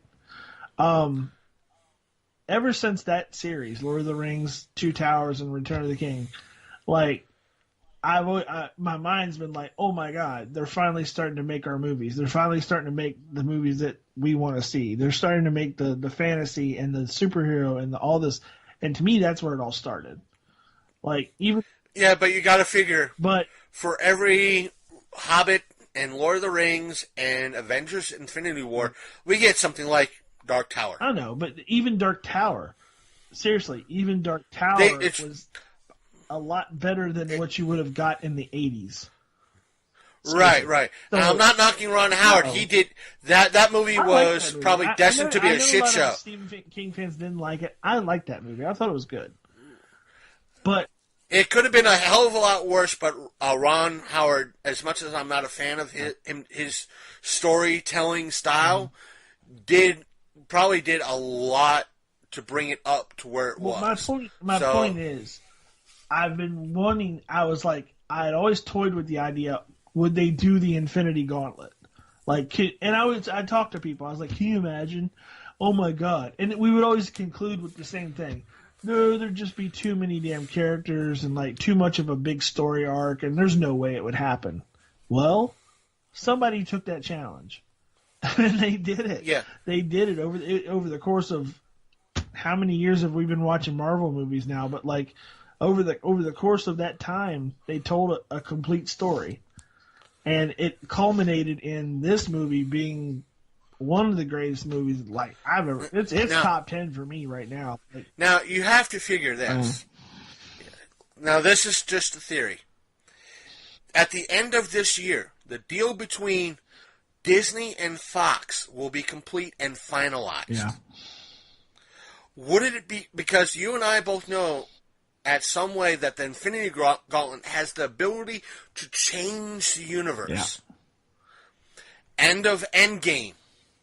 When everything comes back in, we see the mutants come in. Yes, and that's what I'm hoping for. I'm really that aspect of it changes, and all of a sudden you get something like, in some way, hints to maybe the X-Men, or we really need X-Men in the Marvel Universe, the official Marvel Universe. We really need them. That property really needs to come back. But you know what I'm saying? It's that way of great. I want to know. I'm kind of avoiding the reviews because I don't want to be tainted in regards to what I saw. But I would love to see that taste, that hint of, okay, here's the rebuild. Here's a way to introduce something because it's not really made yet. But the way that Marvel's been handling the property now, having the mutant, not just the X-Men, but the whole aspect of the mutants in general, without Fox ruining everything for the exception of Deadpool and Logan, but just even integrating Deadpool to a degree, because they even joked about it in the movie. It was like when he knocks on the door and he's talking to the girl, he's like, it's almost like only you guys live here, because like they couldn't license the properties to all the X-Men and stuff, you know. So that it's a buzzkill because like you want to see like the characters you know and love walking around the mansion, but they couldn't do it because they couldn't, you know. And the thing is, here is Marvel and Infinity's War saying, all right, DC, you had, let's see, Aquaman, Flash, Batman, and Wonder Woman, and Cyborg, 5 characters, all in the same movie, and y'all couldn't do shit with them.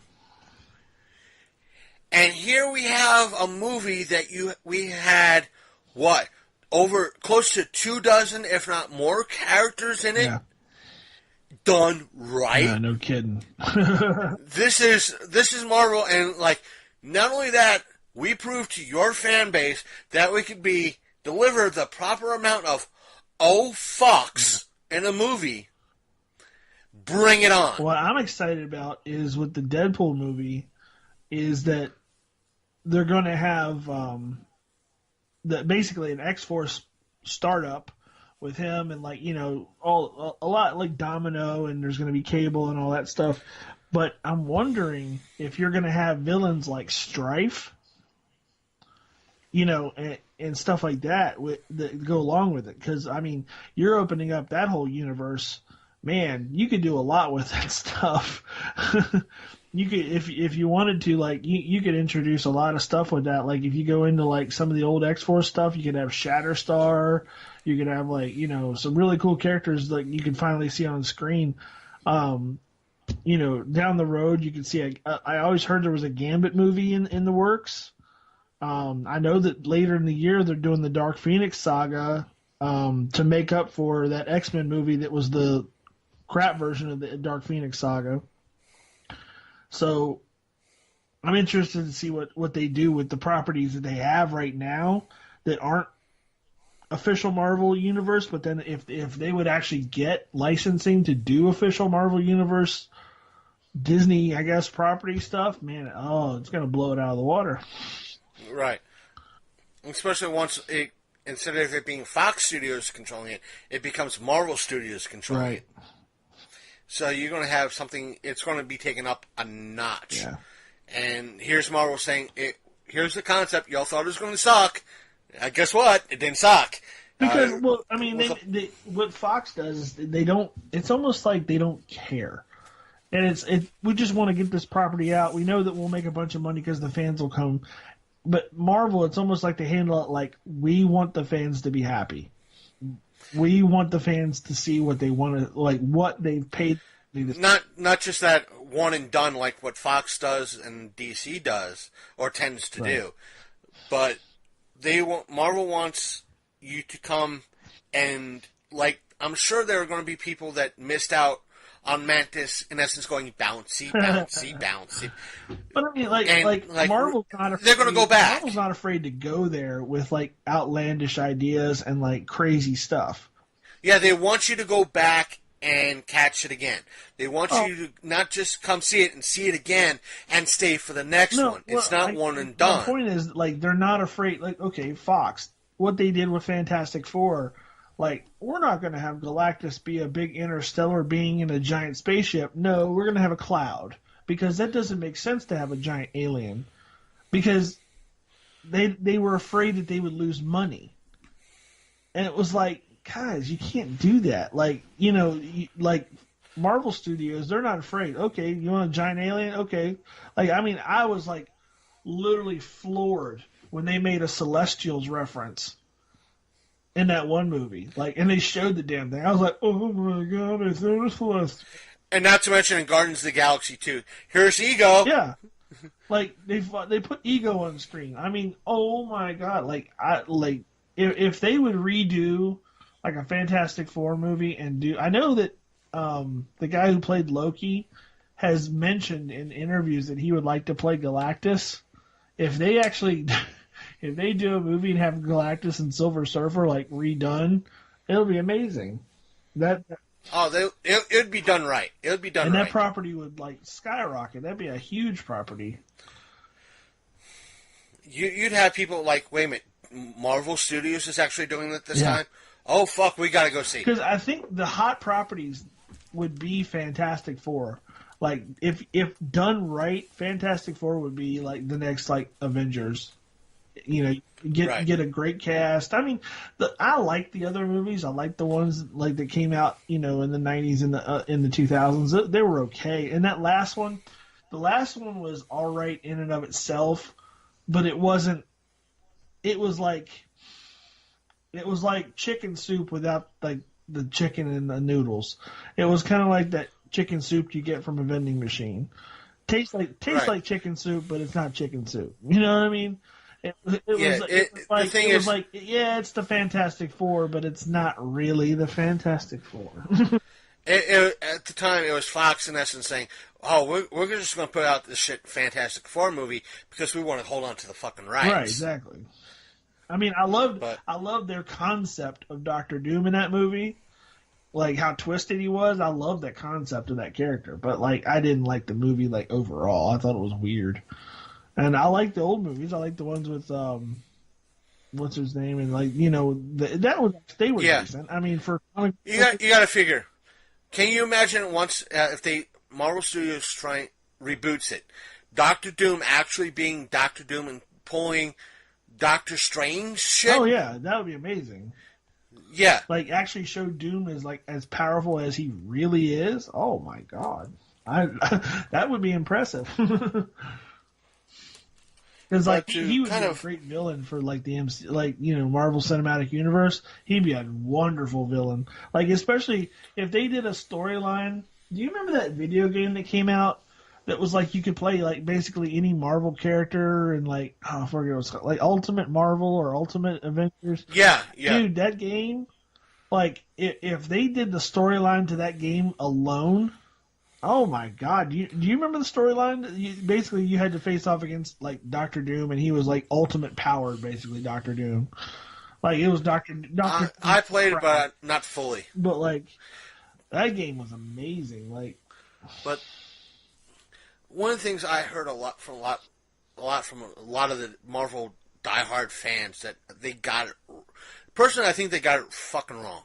It was soon after 9/11 happened, and Marvel put out its morning issue, its 9/11 issue, and it's basically it shows Doctor Doom and Magneto sobbing, and a lot of people are like, "Oh, Doctor Doom, his face got burned. He'll never sob. There's no way he can." Like, well, here's two evil fucks that have two different evil viewpoints of the world. One wants to take it over. The other one wants to keep it intact. Will not do shit this bad, and would rather see his grouping type of people, mutants, get along, be over the normies. And the reason why Doctor Doom can cry is because the mask does not interfere with the tear ducts. It burnt his face, not the tear ducts. Right. And a lot of fans don't understand that. Well, my thing was, like, they probably shouldn't have touched on that with villains. Because, like, I mean, I get it, you're showing, like, a human side or whatever for a tragedy, but at the same time, like, it's kind of sketchy. Like, okay, yeah, Magneto, he, like, randomly kills, like, a crap ton of people, like... to save mutant kind, but some like humans killing each other makes him sad. I don't get it. I guess the argument can be made that aspect that there could have been mutants in the towers as well. It still doesn't hold water because it's like he sacrificed his own people for stuff before too. Like, right, sure. I mean, he hates humans because going back to like World War II, like, you know, he was basically, if you go along the lines of like, okay, like the X-Men First Class movie, remember the one with Kevin Bacon?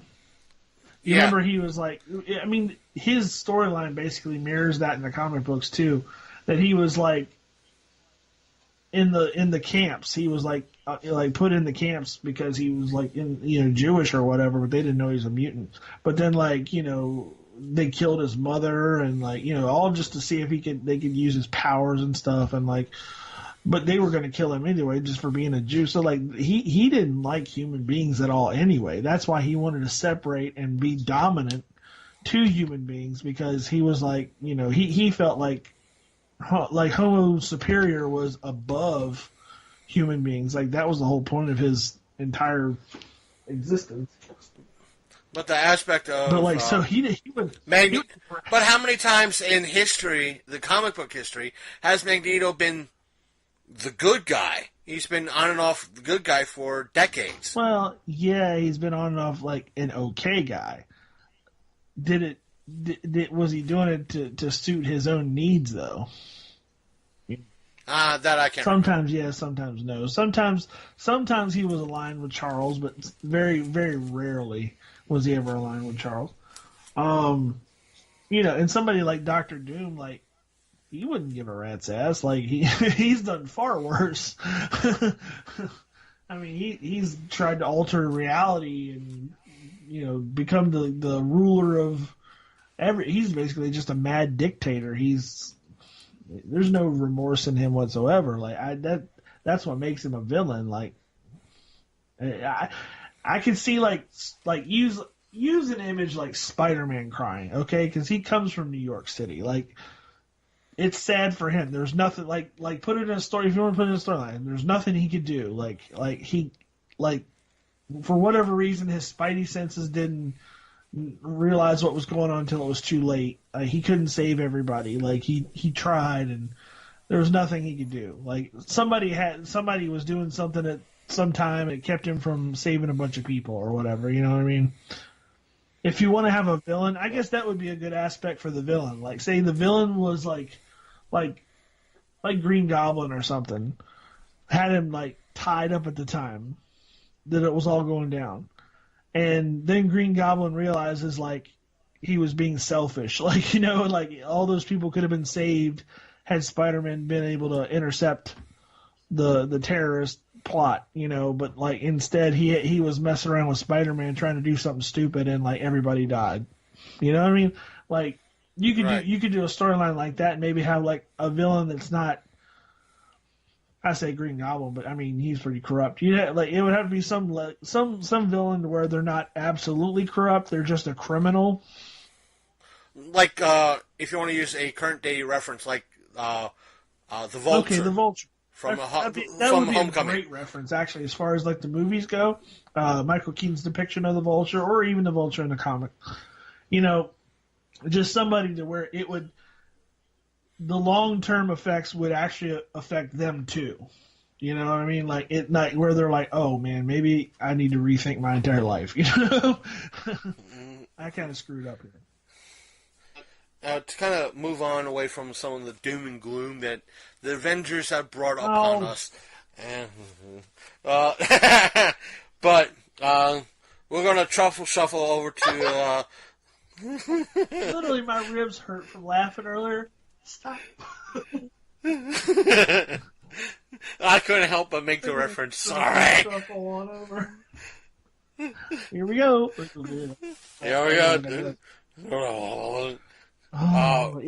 you don't put up a meme of a truffle shuffle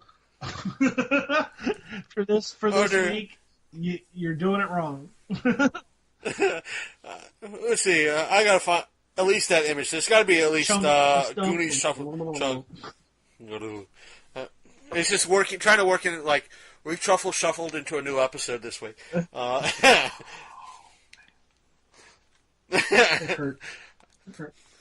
We had on Friday, oddly Friday afternoon. It was what, the 27th, Friday the 27th. Yeah. It started at noon. The WWE had its epic 7-hour long crap fest that was the Great Royal Rumble out of Saudi. First of all, what a dumb name. The Greatest Royal Rumble. I guess from some of the people online that, again, this is from people online, that a lot of the Saudi government and a lot of the bigger sheiks in Saudi Arabia pretty much paid the WWE to have this event go down. Oh, no, really? You couldn't tell? Yeah, yeah. You can totally tell. The whole thing was, like, just weird. Yeah, and it didn't come off like an atypical... This was non-canon WWE. Let's put it that way. Right, yeah. It didn't come off like an atypical WWE pay-per-view that would take place in any part of the world. Period. From London, if it took place in Hamburg, Germany, for example, or London, England, or Paris, France, or Rome, Italy, you'd have this epic crowd if it was in any of those other foreign countries. I'm not putting down what Saudi Arabia was trying to do, but you'd have a more usual epic WWE crowd. It didn't come off like a WWE event. Yeah. I'm sure that there were a lot of WWE fans there. It just didn't feel that way. And I'm going to say that it wouldn't. A lot of times it seemed like the only noise being made was from the commentators. And that being said, let me say this: it wouldn't be the first time that the WWE themselves have inserted in a live broadcast fake cheers, for sure. fake boos, and various other aspects to seem much more rowdy. There were instances in this. It was like, well, I hear I didn't hear this is awesome.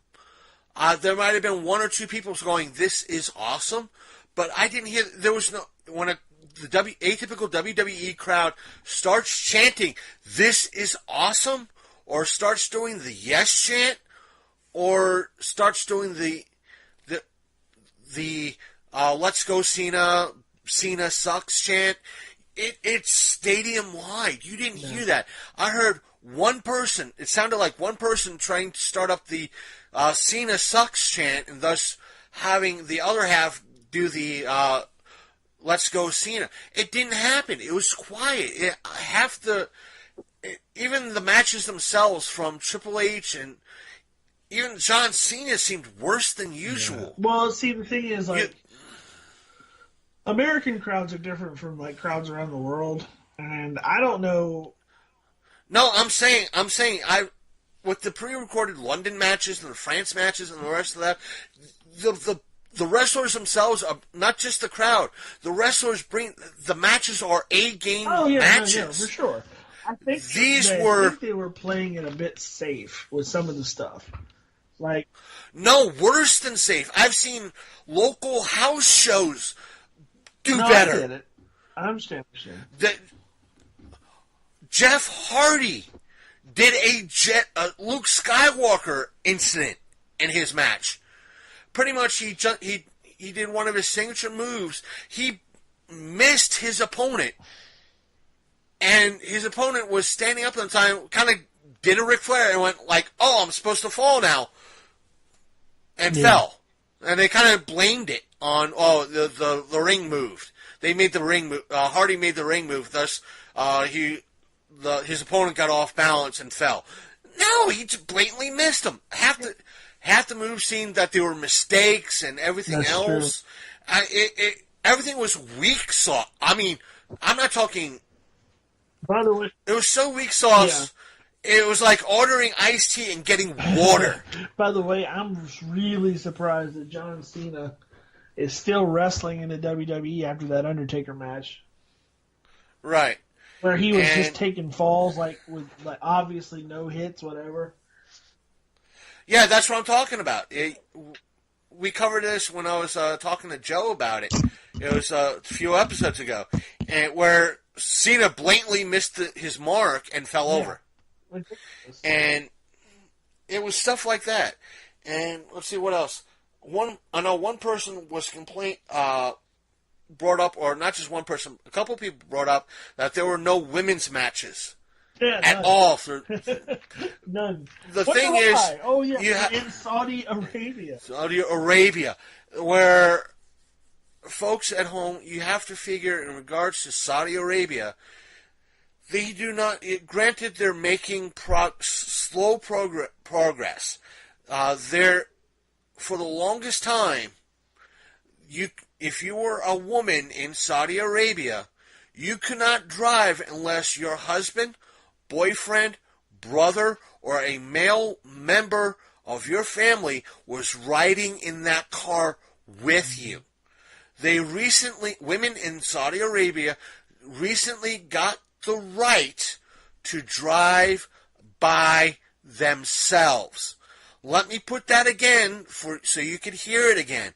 Women in Saudi Arabia just recently, like in the past 6 to 8 months, got the right to drive by themselves without a man in the car accompanying them. This is progress for them. See, the thing is, my initial reaction to this whole thing was it was a bad look for WWE. In that, why would you go to Saudi Arabia? There's so many, problems. They differ from us too much. You know what I mean? Right. The culture is way too different. And for them to bring in... The more I think about it, I'm like, okay, well, if they're willing to have wrestling, come in there and do a show. Yeah, I think maybe they're not. Maybe they're trying to turn a corner. Maybe things are changing. So I'm like, okay, but at the same time, the no women wrestling thing. That for another aspect for the people listening at home, if the women did show up, they would not be able to wear the ring attire that they would normally be able to wear. Where I get it, and I understand that. But here's the thing. If they're going to do this, and if Saudi Arabia paid them to be there, okay, I can understand going over and doing a show in Saudi Arabia and doing a big, massive show, but why televise it? If you're going to do the thing where, women aren't allowed to basically be there unless they're covered up. Yeah, I think one comment that I saw was so much for WWE's diversity, where they, since they went to a country that does not really allow for diversity. I'm all for them doing the event and, having the event and, I guess, whatever. Because none of the some of the matches had implications, but for the most part, Braun Strowman wins a battle royal that essentially solves nothing and gets a fake belt. Who cares? Pretty much, he got a statue that's big as he was.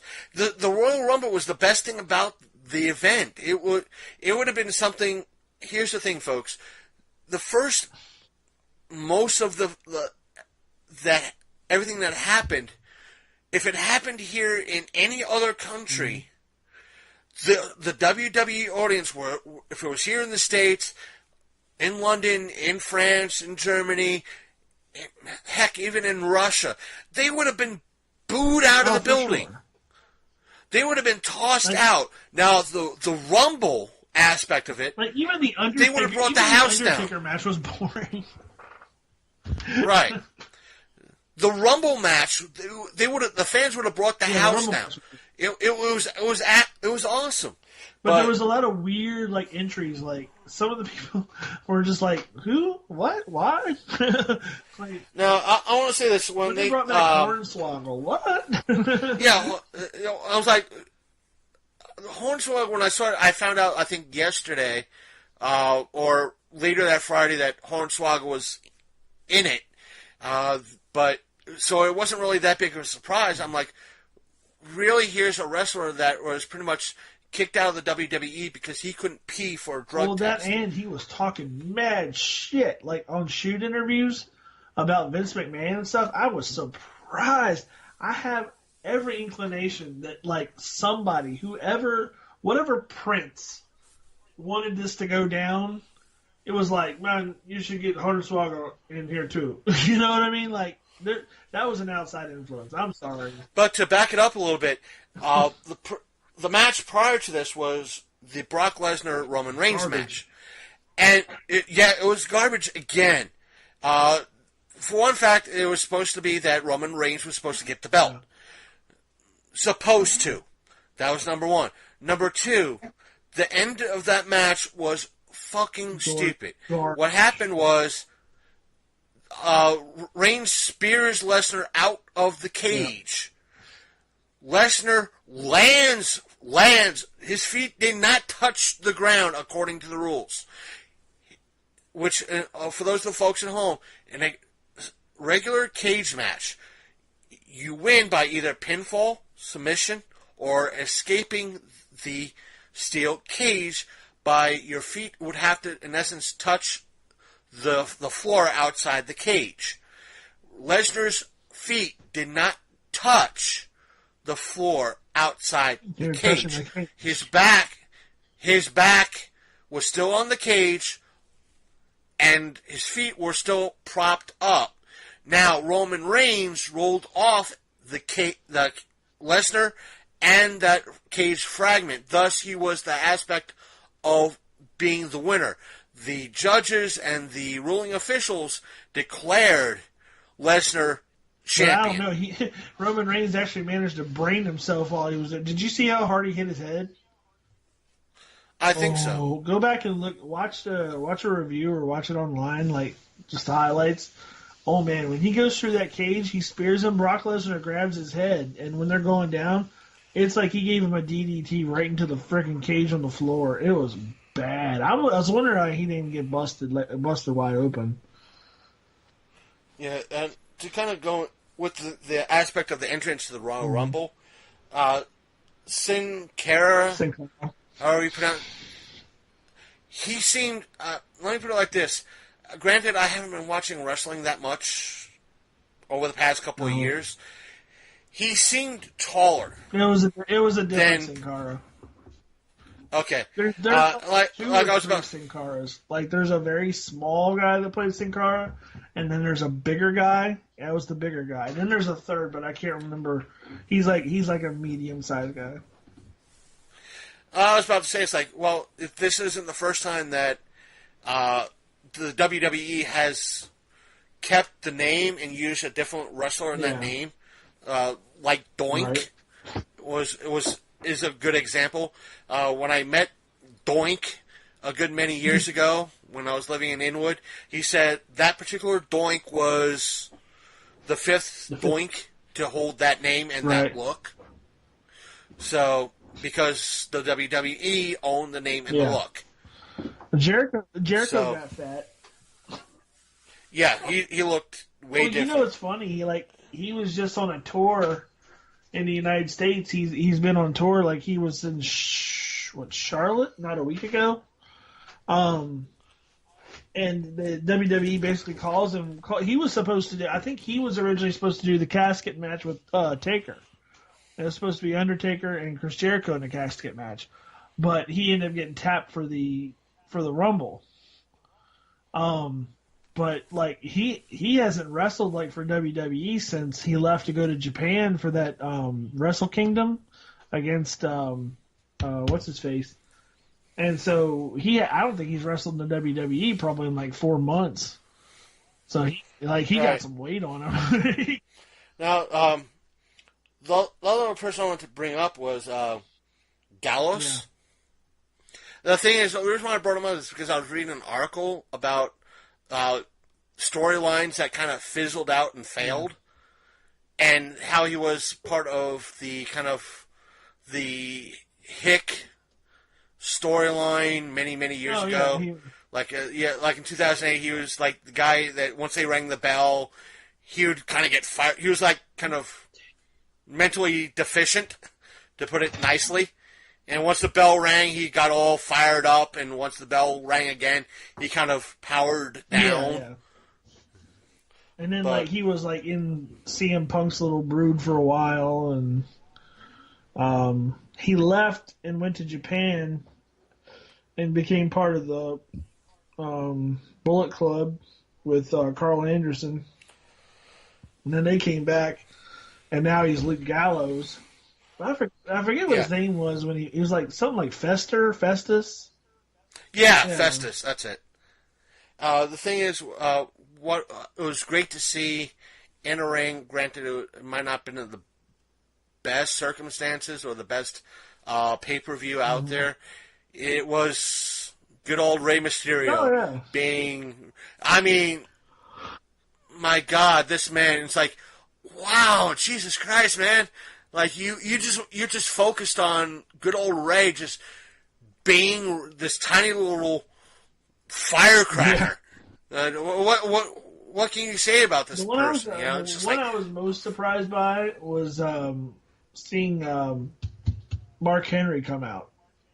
I was like, well, usually wrestlers that quote unquote retire and get their Hall of Fame ring, they don't come back. But he must have came back by special request. That's all I can think. Well, they tend to do that for a lot of the Royal Rumbles anyway. But I mean, it was they've done it with soon for him. You know what I mean? I knew he was over there because, like, in some of the Instagrams and stuff that people have been putting up, that they kept showing he was over there for the event, but I didn't know he was actually going to wrestle. Some of the other surprises that came out. Who was? I can't remember his name now. He really messed up Daniel Bryan's chest. I know that. I can't think of his name. Fuck it. No. I know Daniel Bryan lasted the longest. Last, yeah. But I know that this was one of the first times they switched over to the kind of the pre-show panel at one point during the whole pay-per-view, if you want to call it the pay-per-view. And one of the things that Booker was talking to us, like, oh, the food's been amazing. He's like, and I think it was Lawler that turned to him and went, yeah, you were in the food area from like 7 p.m. until like 11 p.m. And Booker for the most part was trying to deny it, but when Lawler said, yeah, you were in this area for like 4 hours. And he was like, yeah, I was. I'm like, Booker just chowing down on free food, man. Shit. And like, the food had been that good, or, they're giving us lobster. It's kind of like, what were they serving that Booker was sitting there for like 4 hours just chowing down on food? Surprise. Yeah. So. That's funny. But like I said, the Rumble was about the only thing that was good with it. Good with the pay-per-view. It's like, the other thing that kind of, when I found out that it was that Friday, and it was going on, as you know, most people that watch these events, or home watching these events, they tweet about it. Apparently sometime during the pre-show, Michael Cole was really bad. Was worse than usual and saying a lot of nasty stuff. Yeah. Not, like, really not scripted, what seemed like not scripted stuff. I think he wasn't too happy with being there. And then, of course, we got to talk about it. Titan O'Neil. Right. Oh, yeah, I almost forgot about Titan O'Neil tripping. He just disappeared. Poof. Oh. You went to find Hornswoggle. Huh? He went to find Hornswoggle. I think they should, like, hopefully they'll play on it some more, like, you know, because usually when they do stuff like that and make a big deal out of it, maybe they'll play on it some more. But that was really, I don't know, that was the new generation of Shockmaster bad. That it, as Twitter was saying, it was like the next big meme that came out. It's just like, I can understand why it would be if someone gifts it and I was able to use it. I'd post up. Oh, gotta hide, new episodes out. Poof. But he boofed it, right? Poof. That's funny. Let's see. Let's go down. Now that we covered the two biggies, or at least the meat of the meat of everything. I do want to go back because we're a little bit scatterbrained. In regards to the Chocolate Festival, I tried. I know a lot of you do not follow us on Facebook or anything like that yet. I did try to live stream while I was at the Chocolate Festival. There is a video up on our Facebook page. The reason why I didn't live stream is because once I started using a Wi-Fi connection, full bars, after a minute, I got the message from Facebook saying, sorry, your signal is weak. We can't live stream you. So I decided, screw that shit. I tried again before going over to turning off the Wi-Fi and using the network, my network. Once I did that, I tried again. Sorry, full bar with my network, full 3G, 4G network. Sorry, you do not have a strong enough connection to wireless connection to live stream after about a minute. The next two times were about 30 seconds. So I went, fuck this shit, you stupid ass fucking cunts. I gotta do it the bad way, the long way, which is record the video, upload it to Facebook. Like, you fucking fucks. I'm trying to do a live stream. Shit. But with some of the There's stuff that happened. Now, we had a couple of things. When was the 22nd? That was 7 days ago. We didn't. There were a couple of things that that was coming out the next day that we didn't really discuss. We might have brought it up before. One was which the more news came out in regards about the Sega Mini. It's being not so much the games that were being put on it, but who is producing it. It's not Sega. Of course, they've already got like three rebranded systems out. Like they even got one at Walmart for $49. You can play Sega. You can play Genesis games on if you have a cartridge. It's the same company that's been putting out the Sega stuff on that you find at Walmart right now. It's the same company. It's like At Games or something like that. And they put out garbage. They use a garbage emulator.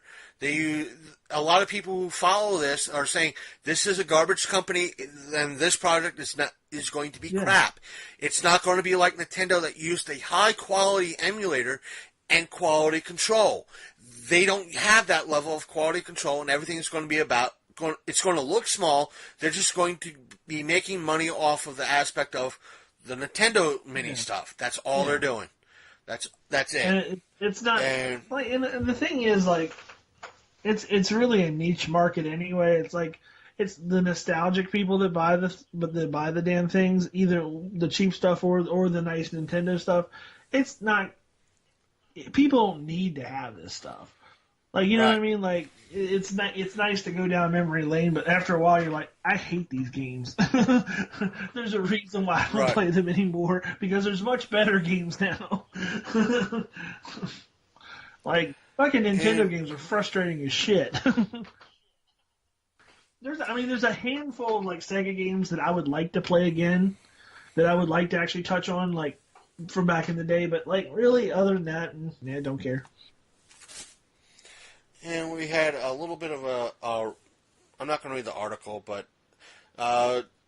James Gunn came out and saying that he hopes for, again, kind of like James Cameron, saying, the superhero movie genre is going to, I thought I got the wrong person. When I made the initial post that I thought it was James Cameron bitching again, it was James Gunn. Yeah, James Gunn is kind of saying, well, it actually was Cameron blasting because it's clickbait. The title, I got to bring it up anyway. James Cameron, because one title says it's James Gunn, another title says it's James Cameron. So, thus my confusion right now. It's late, folks. Right. And it's just that Cameron was, again, blasting that we're getting Avengers fatigue. It opening up to close to $200 million first weekend out. I'll probably put the final total when I post up, do the editing process on Sunday. But with it being close to either $100 to $200 million week one domestically, I don't think we're getting fatigued just yet. No. At least on the Marvel side. And my response overall was that, one, he's worried that the bubble will not burst. It's going to at least might shrink, but it's going to make still a shit ton of money. If the content is good, then you can sell any story. What I mean is, it's going to make I've been saying the same thing.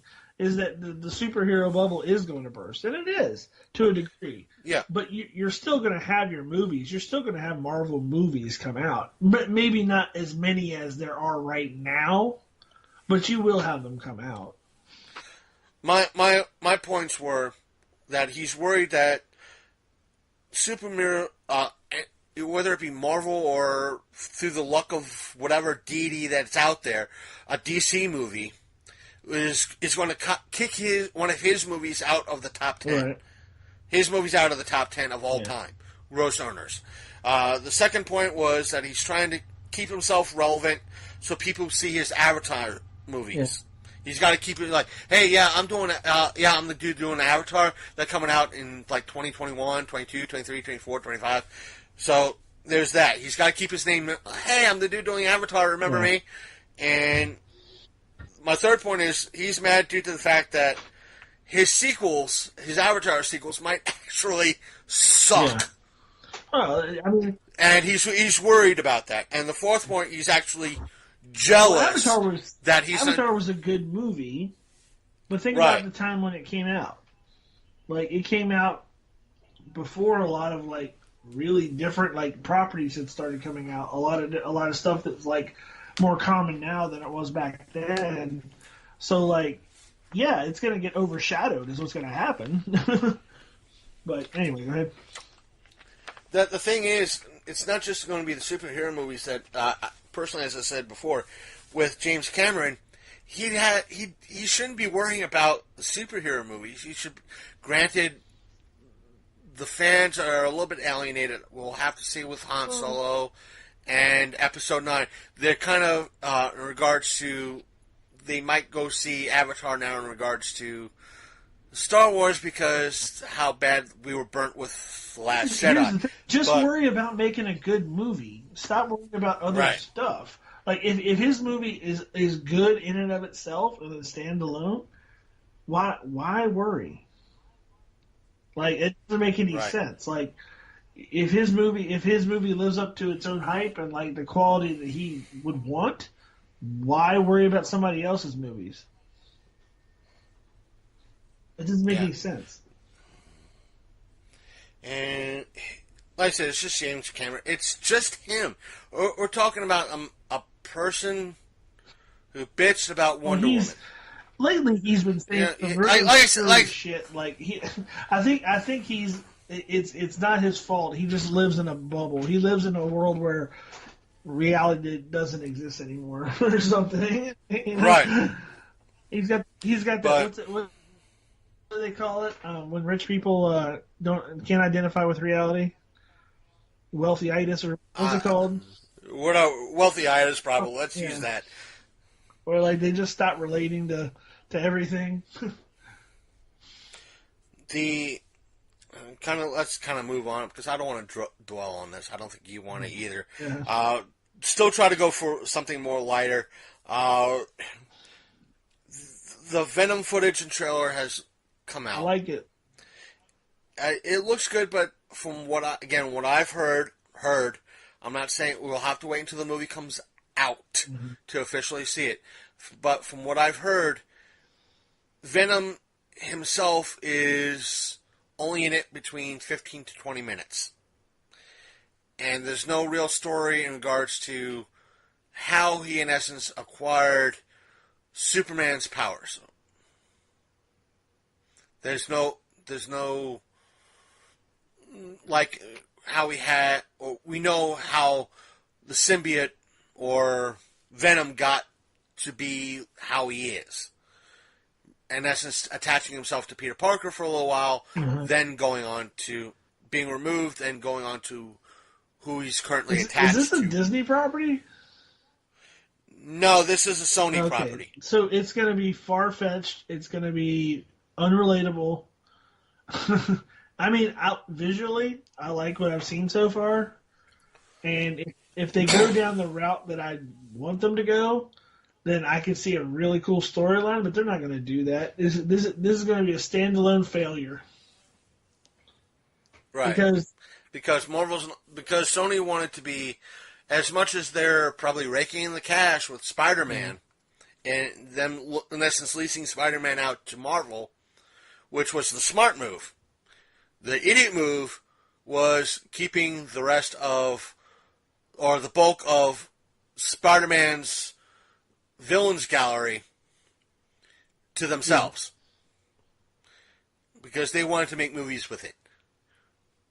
Well, you kind of lost that when you gave Spider-Man to Marvel. You should have gave everything over to Marvel when you gave, it. We'll see. We'll see. As you said, fans will go to it and we'll probably go to it regardless.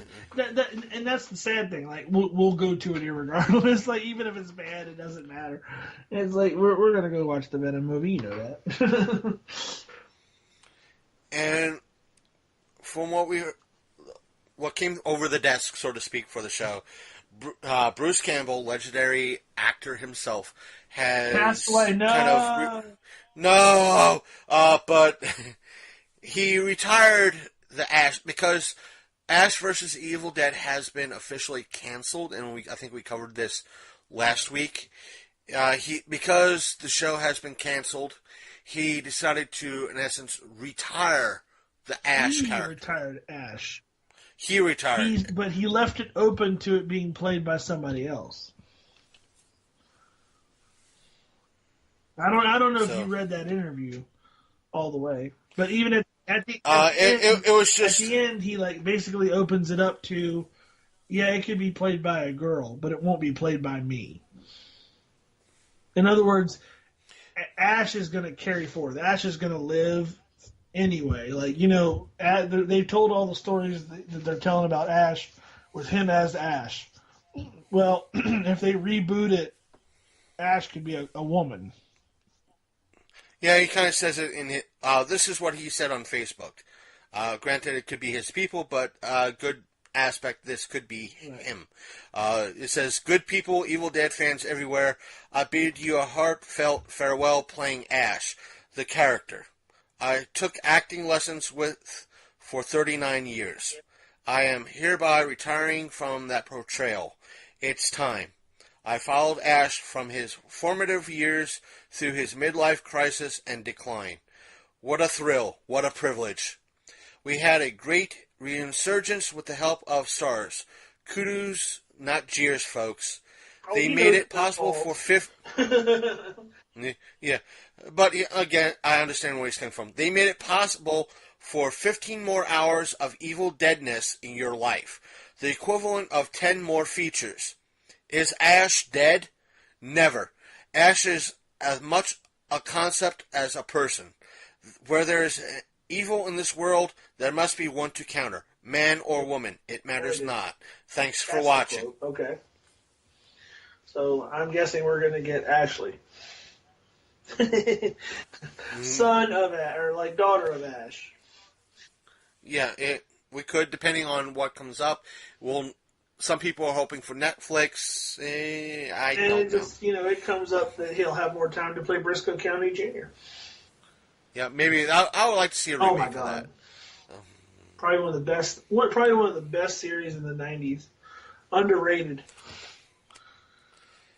And more news has come out in regards to Black Ops 4. Apparently, it's in development hell because it's reminding too many people like Overwatch.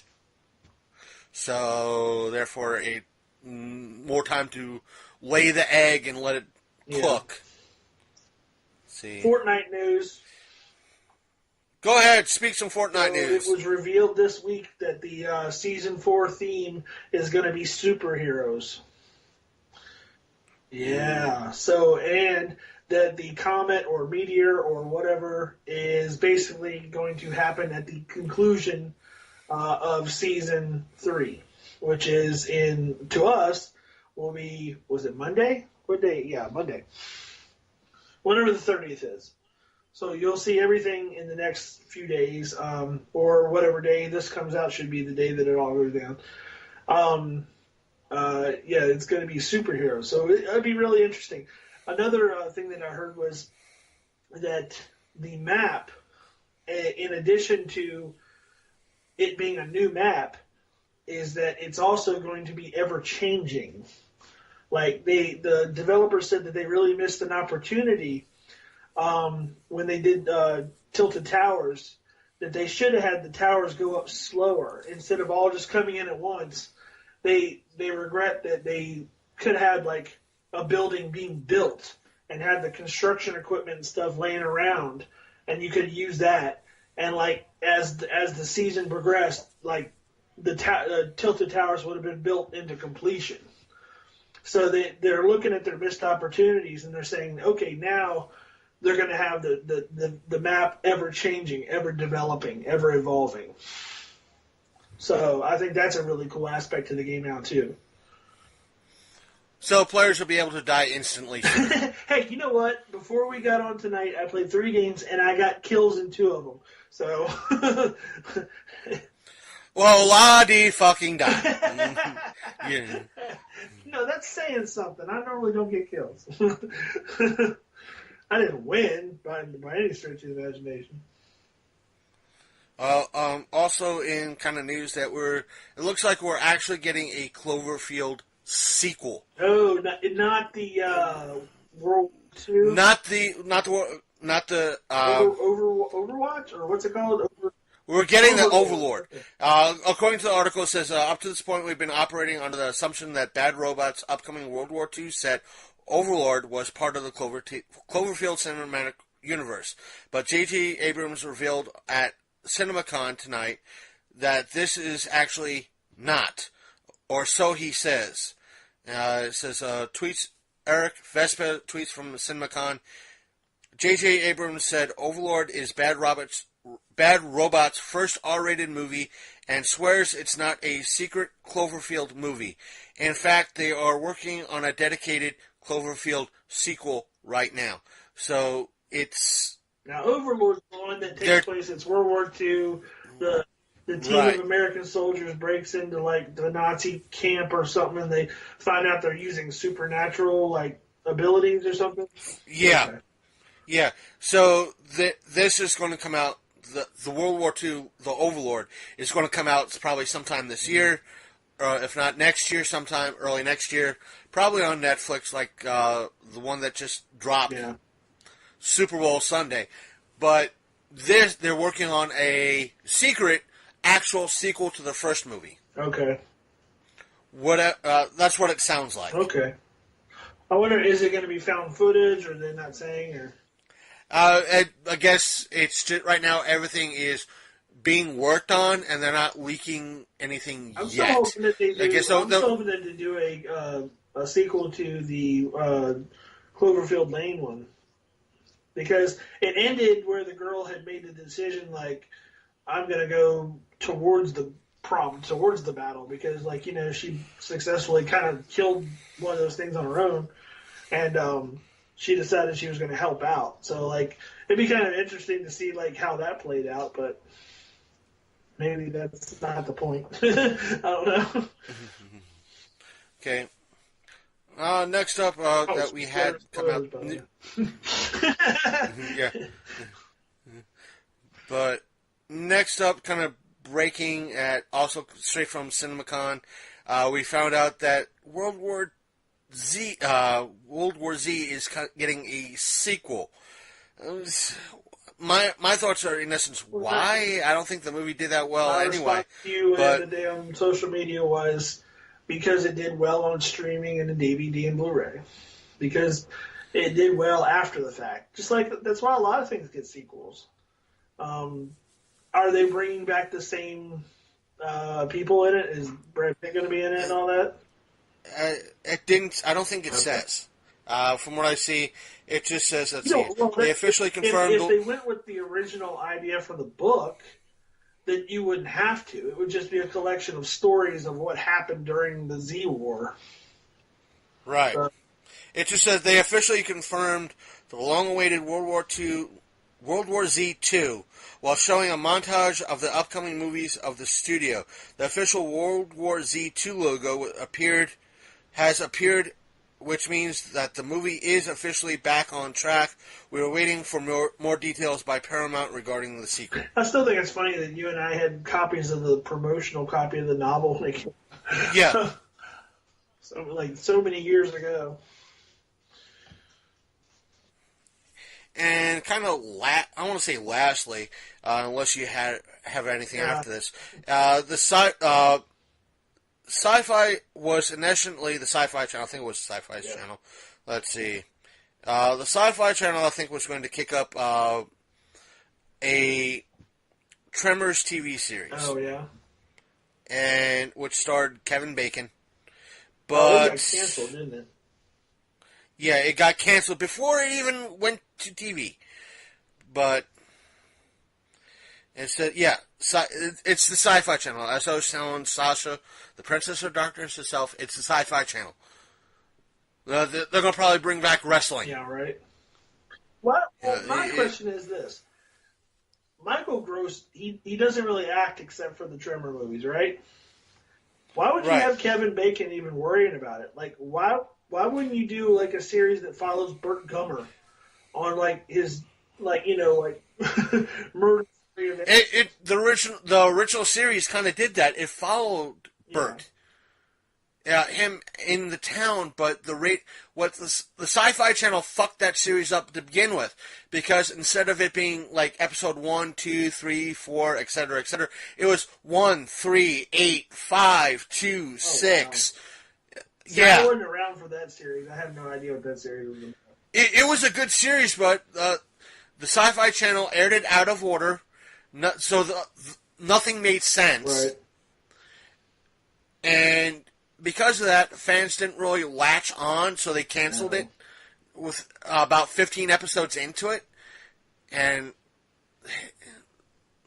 it was one of those things that I had a chance to buy some of the stuff off the set, but I didn't have the money at the time. Really? Yeah. It was like within reach. I was like, you son of a was bitch. It decent stuff? But yeah, it was like a screen used outfit from one of the cast, and it was like $50. The only thing that I ever bid on and was really sad that I lost was a movie prop from the movie. Oh, what was it? Scary Movie, and it was it was like a door knocker, but the joke was that it was like a guy's balls. Right. And, like, it was up for sale on eBay. And it went for, like, nothing. I just didn't have the money to pay for it. It was like $150. It didn't go for very much. But, like, I really wish I would have got that. That was the one thing that I ever bid on and almost won that I didn't get. Folks, if you're listening to... Speaking of auctions about movie props, we do recommend you follow or go to Facebook. I'll put a link in the description to follow or like and follow on Facebook Darkstone Entertainment. That's the film company that John Johnson runs, and he's been putting up screen props from his a lot of his movies. He's starting out granted with the Skeleton Key series, but I think he might be doing putting up props from his other movies to help fund. It's to, I guess, thin out some of what he has and help fund his later projects as well. Getting an Amazon channel. Did you see that? Yeah, I'm really excited about that. I kind of got in the last tail end of his last stream. Yeah, I watched some of it before I had to go into work. The other thing, what was I going to say? Oh, when are you getting him on the show, Rev? I have to get him. I got to bug him about it. You need to bug him about it. Like, I think he'd be a really good guest. But, did you see the post up the other day that he did about the movie reviewer that he won over the course of 4 Skeleton Key movies?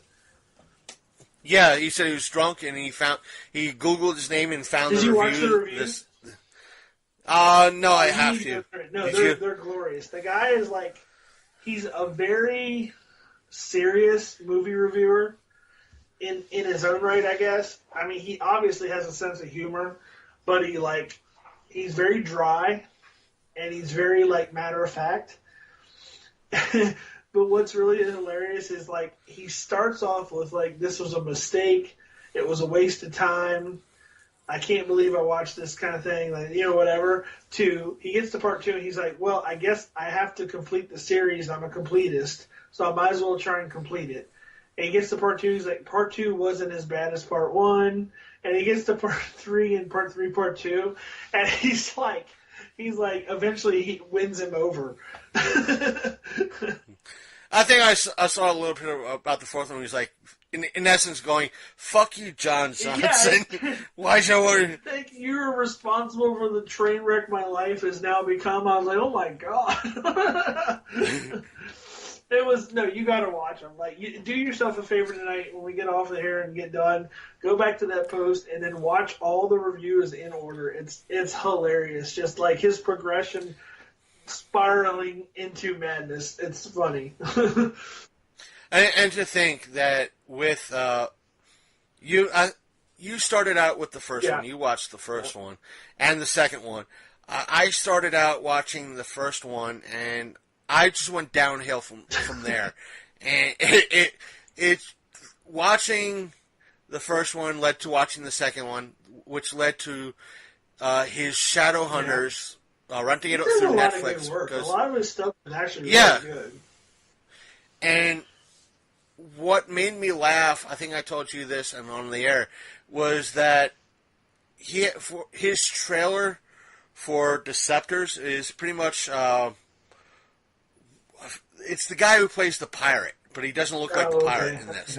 And he does it. He walks down the hallway. He goes, "Don't whatever you do not watch Deceptors.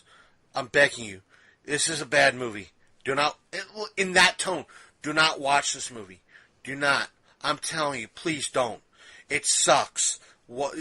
Using the reverse psychology on you.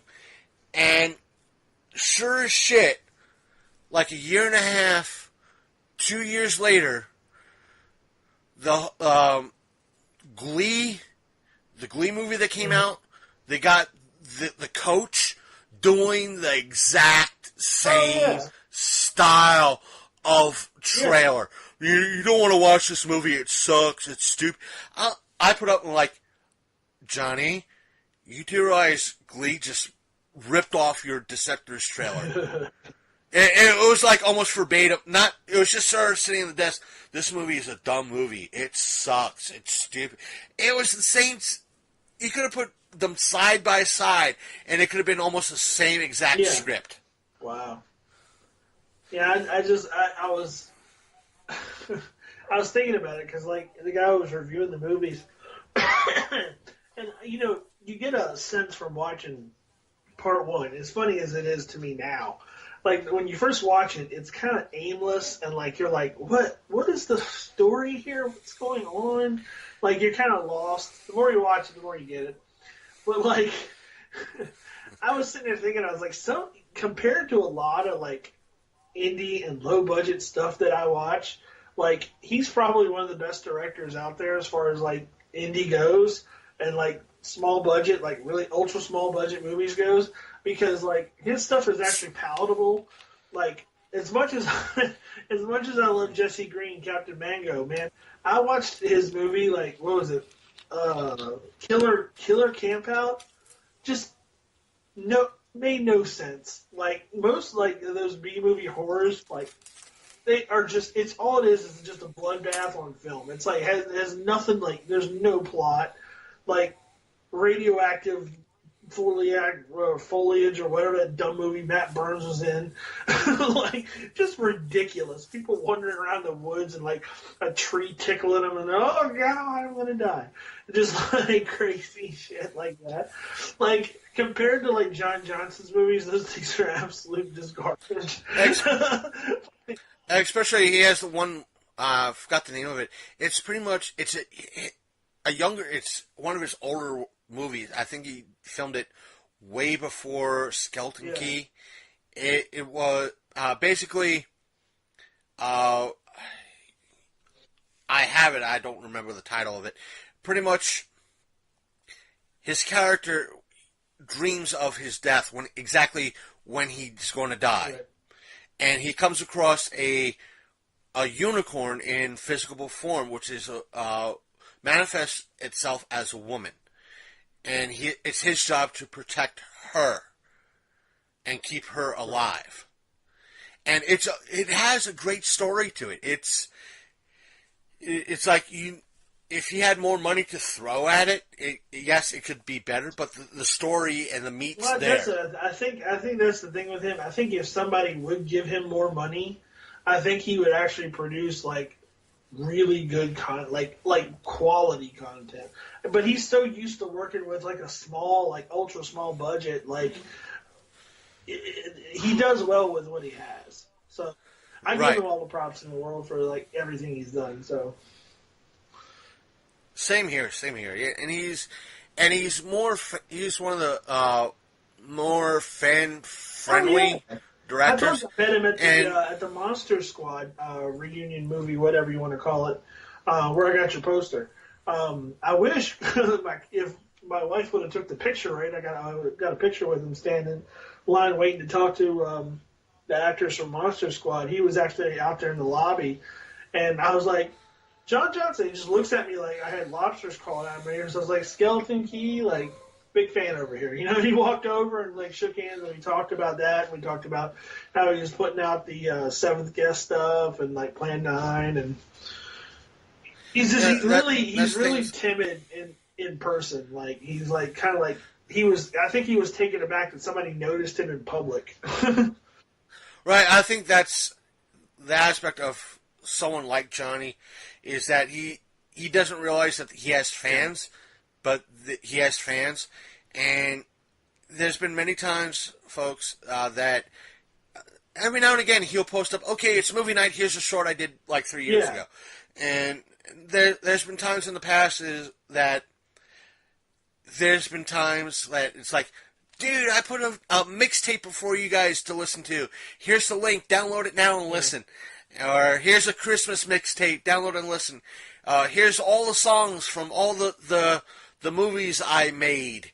That, you know, it was like all the Skeleton Key songs and all that. I gotta dig them out. I gotta probably send you a few. And it was like The Rain and the raps and everything that he put out. I mean, it was cool shits and giggles. One cool thing he did the other night, like on the live thing, they were talking and like he said something about there was a script that he had written. But he never did anything with. And a guy said that sounded like a cool idea or whatever, and he was like, "Well, okay, I'll just send it to you." And like he just like sent the guy the unfinished script just to read or whatever. I was like, "That's pretty cool." Like he just, you know, he likes to share his work. That's really neat. Some people guard their work and they don't want to, you know, like get it out there. He just wants to get everything that he does out there into the world, which is really cool. I think he said. He's going on to a project in like Tennessee or Kentucky or something like that. The guy, I think he said the guy saw his Plan 9 film and wanted to hire him on a low budget of an independent film out there to direct. He said it's not a Darkstone film, but it's work. You know, it's allowing me to learn the creative process. Yeah, no shit. That's cool. So I wish him the best of luck. I gotta speak to him. Like, see when he's mostly free. I understand he can be a little bit busy with editing and everything else. It's a matter of working with him to get the time down, especially like with Jay. Hopefully, I could bug Jay and see when he's able to record for me to be on with him and talk to him about geeky stuff. So, for sure. Oh, one thing, one thing to throw in at the end of the show. I'm really glad. I know you and I follow Secure Team 10. I'm really glad. I noticed on my phone that a Secure Team video popped up tonight. I don't know if you noticed, and I haven't watched it yet, so he might touch on it. But I know Tyler hasn't been on in the last like 3 or 4 days, and that's usually he posts a video every day on his YouTube channel, or you hear something from him, but nobody's heard anything from him in like 3 or 4 days. And his last video was super sketch. It was about basically. Did you see his last video? I don't think so. I might have to. This one's weird. Things are getting weird in security land. So with fame comes a lot of problems, and he's been getting ever more popular through the years. Like when I started watching him, he might have had in the low 20,000s. Now he's up to like I think 300,000, maybe more.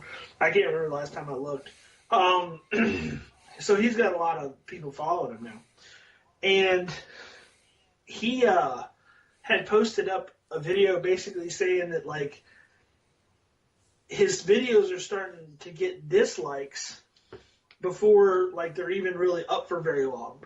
Like he'll post a video up, and like within 60 seconds of it being up, like it's already got like a rack of dislikes and a rack of thumbs downs and stuff like that. And it's like they couldn't have even watched the entire video. The video is like 17 minutes long. It's been up for 60 seconds and it's already got negative comments and dislikes and stuff. He thinks that somebody is trying to discredit his channel. And wow. Which, he showed the evidence of it. And so the one thing he said, and what really disturbed him though, there was one comment in particular to where the guy said, I'm trying to frame this so you'll understand what it means. But a couple of months ago, he had a motorcycle accident. Anybody who follows the channel knows that, and that's public information, right? Because he reported on it. He broadcast from his hospital bed. He broadcast from home when he was on the mend. So the guy posted up. He said, "And when you had your motorcycle accident, Doctor, I forget what he said. I'll say Adler or something like that, should have put pins in your mouth as well."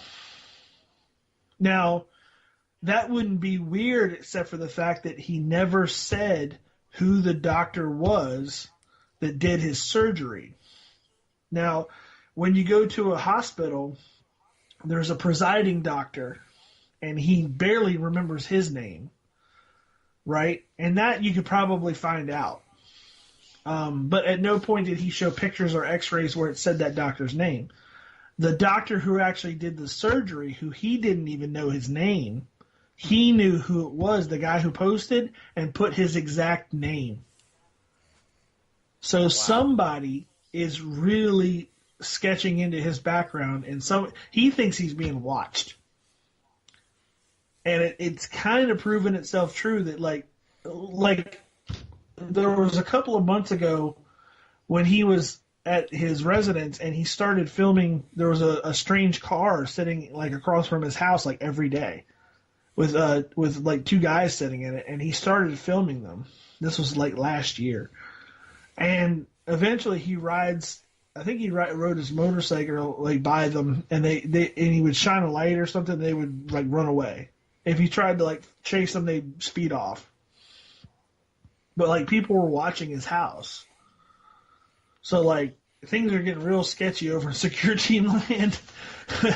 And I was like starting to worry because nobody heard from him in like 3 or 4 days, and I was like, oh my god, they finally got him.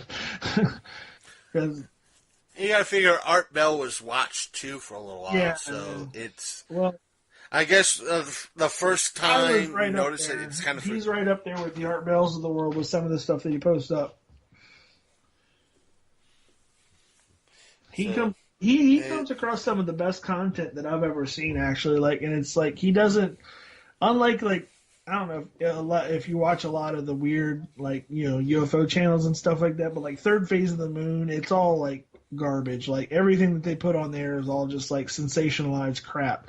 Tyler, he tries to just keep it neutral as best he can. Yeah, like he doesn't really say like, look, this UFO. He's like, there's a strange object in this video that no one can explain. Like, like he basically doesn't like over sensationalize shit. He does believe in UFOs and stuff, but he's not like, he doesn't shove it down your throat. So like I respect and like his channel, and I hope him the best all in the world. I really don't want to see anything happen to the guy because, what I mean, like. That's pretty scary. Somebody telling you something that like only certain people would have privileged information to know, and not even him. That's frightening. Yeah, I'm a little bit behind today because of what I do today. Chocolate festival, getting my groceries, and oh no, he literally just posted this up while we were talking. So you're not behind on that. Other than that, I got nothing else. Basically, what it says I have here, Dark Sky event coming to Earth. That's 3 hours ago. Yeah, so he posted that up like while we were getting ready to talk. So, and it's like me getting up to date with the pay-per-view and everything else. I didn't have really that much time to watch YouTube today because I went to watch what I missed out on Thursday and with the CW and everything else.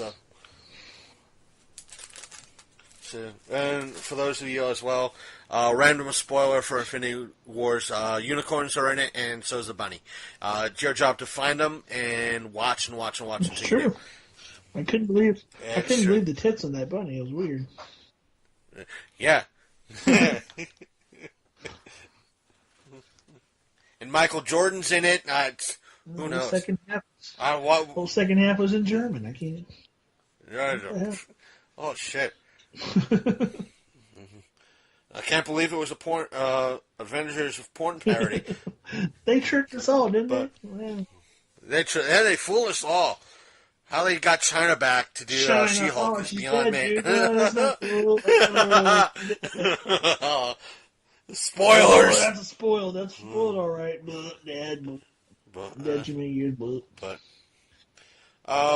What else? That's about it. I'm ready to wrap it up. I gotta go talk to my wife. Yes. Well, I can't say the same. I don't have a wife to talk to. But I don't have one of those anime pillows. Oh my gosh, I need to get you so much. What do you call that? A waifu? Yes. Oh my god, those things are so funny. I want one. I'd put it in the bed with us. I think. You know damn well I'm weird enough and insane enough to get one of those sex dolls just for shits and giggles, but I'm too paranoid to get one of them because I saw the fucking Chucky movies too many. You mean like a real doll? Yeah. No, to me that's like having a corpse in your house. My point. Like that's just, I'd be too fucking freaked out. Like a lot of people get those things, and I get it, but man, it'd be weird fucking that thing because it'd be like fucking a corpse. Me personally, I wouldn't do it for that. If I had a bigger plate. Of course you would, because you spent that much money on it. I would, but probably once. Saying, but it would be freaking weird. But the thing is, I'd sit in on the couch so I could go out and it looked like somebody sitting on the couch while I was home. Yeah, yeah.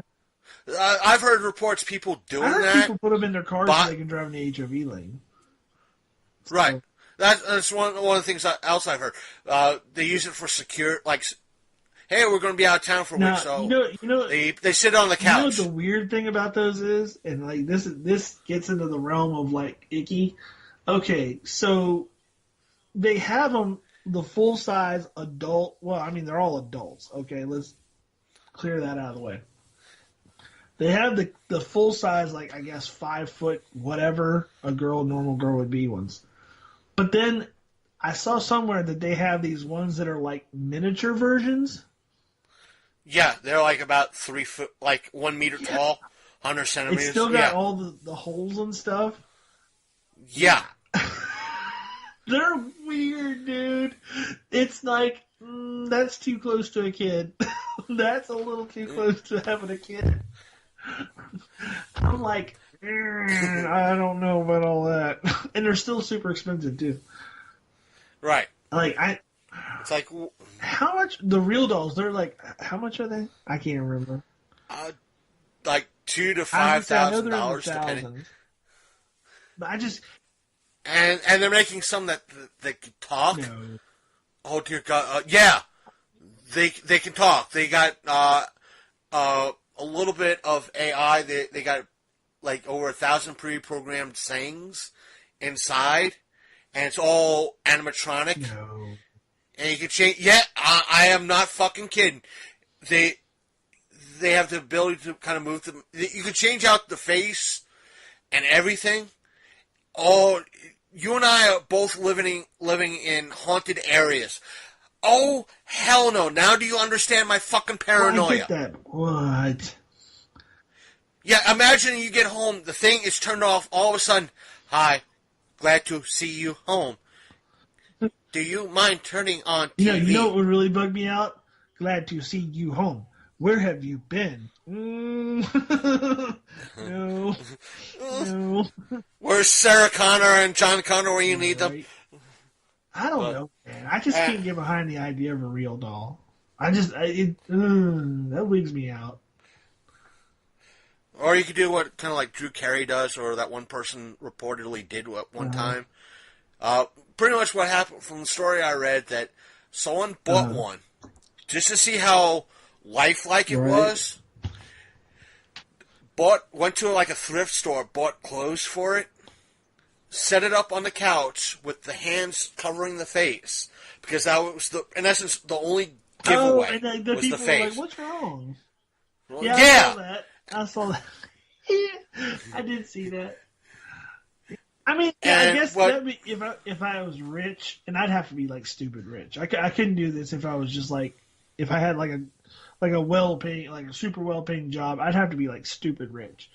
I would probably buy one then, and just like do horrible things with it. Yeah, like take it to the mall with me, and like, you know, or like have like dinner at a fancy restaurant with it, and totally like make sure that like I just. It was once said that Drew Carey had like 2, and when they asked him why 2, he said, I think he said so he could use them for pranks. Yeah, for sure. Have a one floating in the pool face down to see who knows. That'd be really funny. That'd be really funny. Oh my god! And he said that's for one. The other one he wanted to toss off like a 5 or 6 story building. Yeah, I could see you doing that. That'd be funny. I don't know. I just they're icky. They're just icky. The fact that like they come in a giant crate.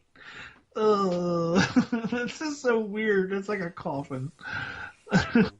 Every time I think about it. But you know there's some podcaster out there or some YouTube. Well, I think it's more of a podcaster than you'd see on YouTube, unless it's on YouPorn or someplace like that. That they're breaking over these cases and unboxing, like, all right, this is realdoll.com, and this was from this site. Jokes though, like I can get behind doing jokes with them. It's just the people that buy them to fuck them. I don't know about that, man. I don't know. Like if I spend all that money, you better bet your ass I'd probably fuck it at least once. But it's like, and the thing is, but there's a guy in like Germany or some shit that has a collection of them. I'm just like, it's not like a collection of 5 or 6. He has like 24. Like I don't want. The house is full of them. Like, and he's married. Yeah, I'm like, no. Who the This is not like Star Wars. If it's not my wife, I don't want the thing that I'm fucking to be looking at me. You know what I'm saying? Or like being like a person. You know what I mean? Because one, it kind of feels like cheating, I guess. And two, like it, like I said, it's like fucking a corpse. It's like it can't move. It's like super like stiff and weird. It's like probably feels like. Can you imagine what the flesh feels like on it? It's probably like, I don't know. I always imagined it to be like weird and rubbery. I don't know, or like that like fake skin that like they have like on like latex toys. Like ugh. It's like right, but like. I mean, if anything, I'd get a fleshlight. You know what I'm saying? Like, I could rock a fleshlight, but like not a real doll. That's just weird. Get to talking. Hey, baby, yeah. you are so. It degrades me. You are small. Oh my god. Is that Tic Tac? I can't feel it. I'm like, oh man. Oh man. Then But on that note, folks, we've seriously degraded, but I'm sure this will be a better episode than last week. Jesus God! Okay. On that note, we shall. Welcome to the tail end of the show. For all of you who scored a flyer at the Chocolate Festival and started listening, thank you so much for listening and engaging in a new podcast, especially a weird and wonderful one. And for those of you who are just tuning in, don't forget we are available on the web. Our main page is thelongcoatmafia.podbean.com. If you wish to contact us for whatever reason, you may do so by shooting us an email at our email, which is thelongcoatmafia@gmail.com. We are also on Facebook, which is facebook.com/thelongcoatmafiapodcast. We are on Twitter, which our Twitter handle is longcoatmafia, and our Instagram is also longcoatmafia. See the description of this episode on our website, again, which is thelongcoatmafia.podbean.com, for our YouTube link, because we don't have enough subscribers there to adjust our YouTube link to an actual name. So find that there. We do have a YouTube. Our episodes do get posted up there as well. So if you want to play it as background noise on your TV or mobile device that way. Plus we have unboxings there and hopefully some silly stunts and other things and conventional walkthroughs on our YouTube channel. So feel free to check that out.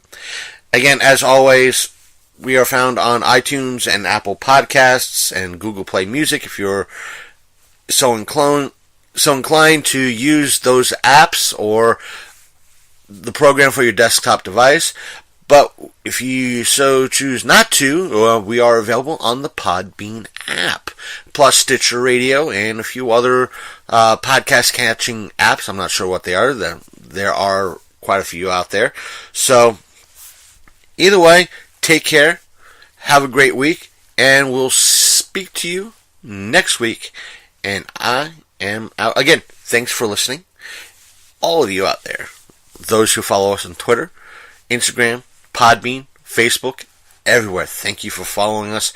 And don't forget to subscribe to us on the apps, which is Google Play Music, Apple Podcasts, Podbean, Stitcher. That way you can get all the new episodes right off the bat and don't have to wait. So see you guys next time. See you next time on the Long Coat Mafia.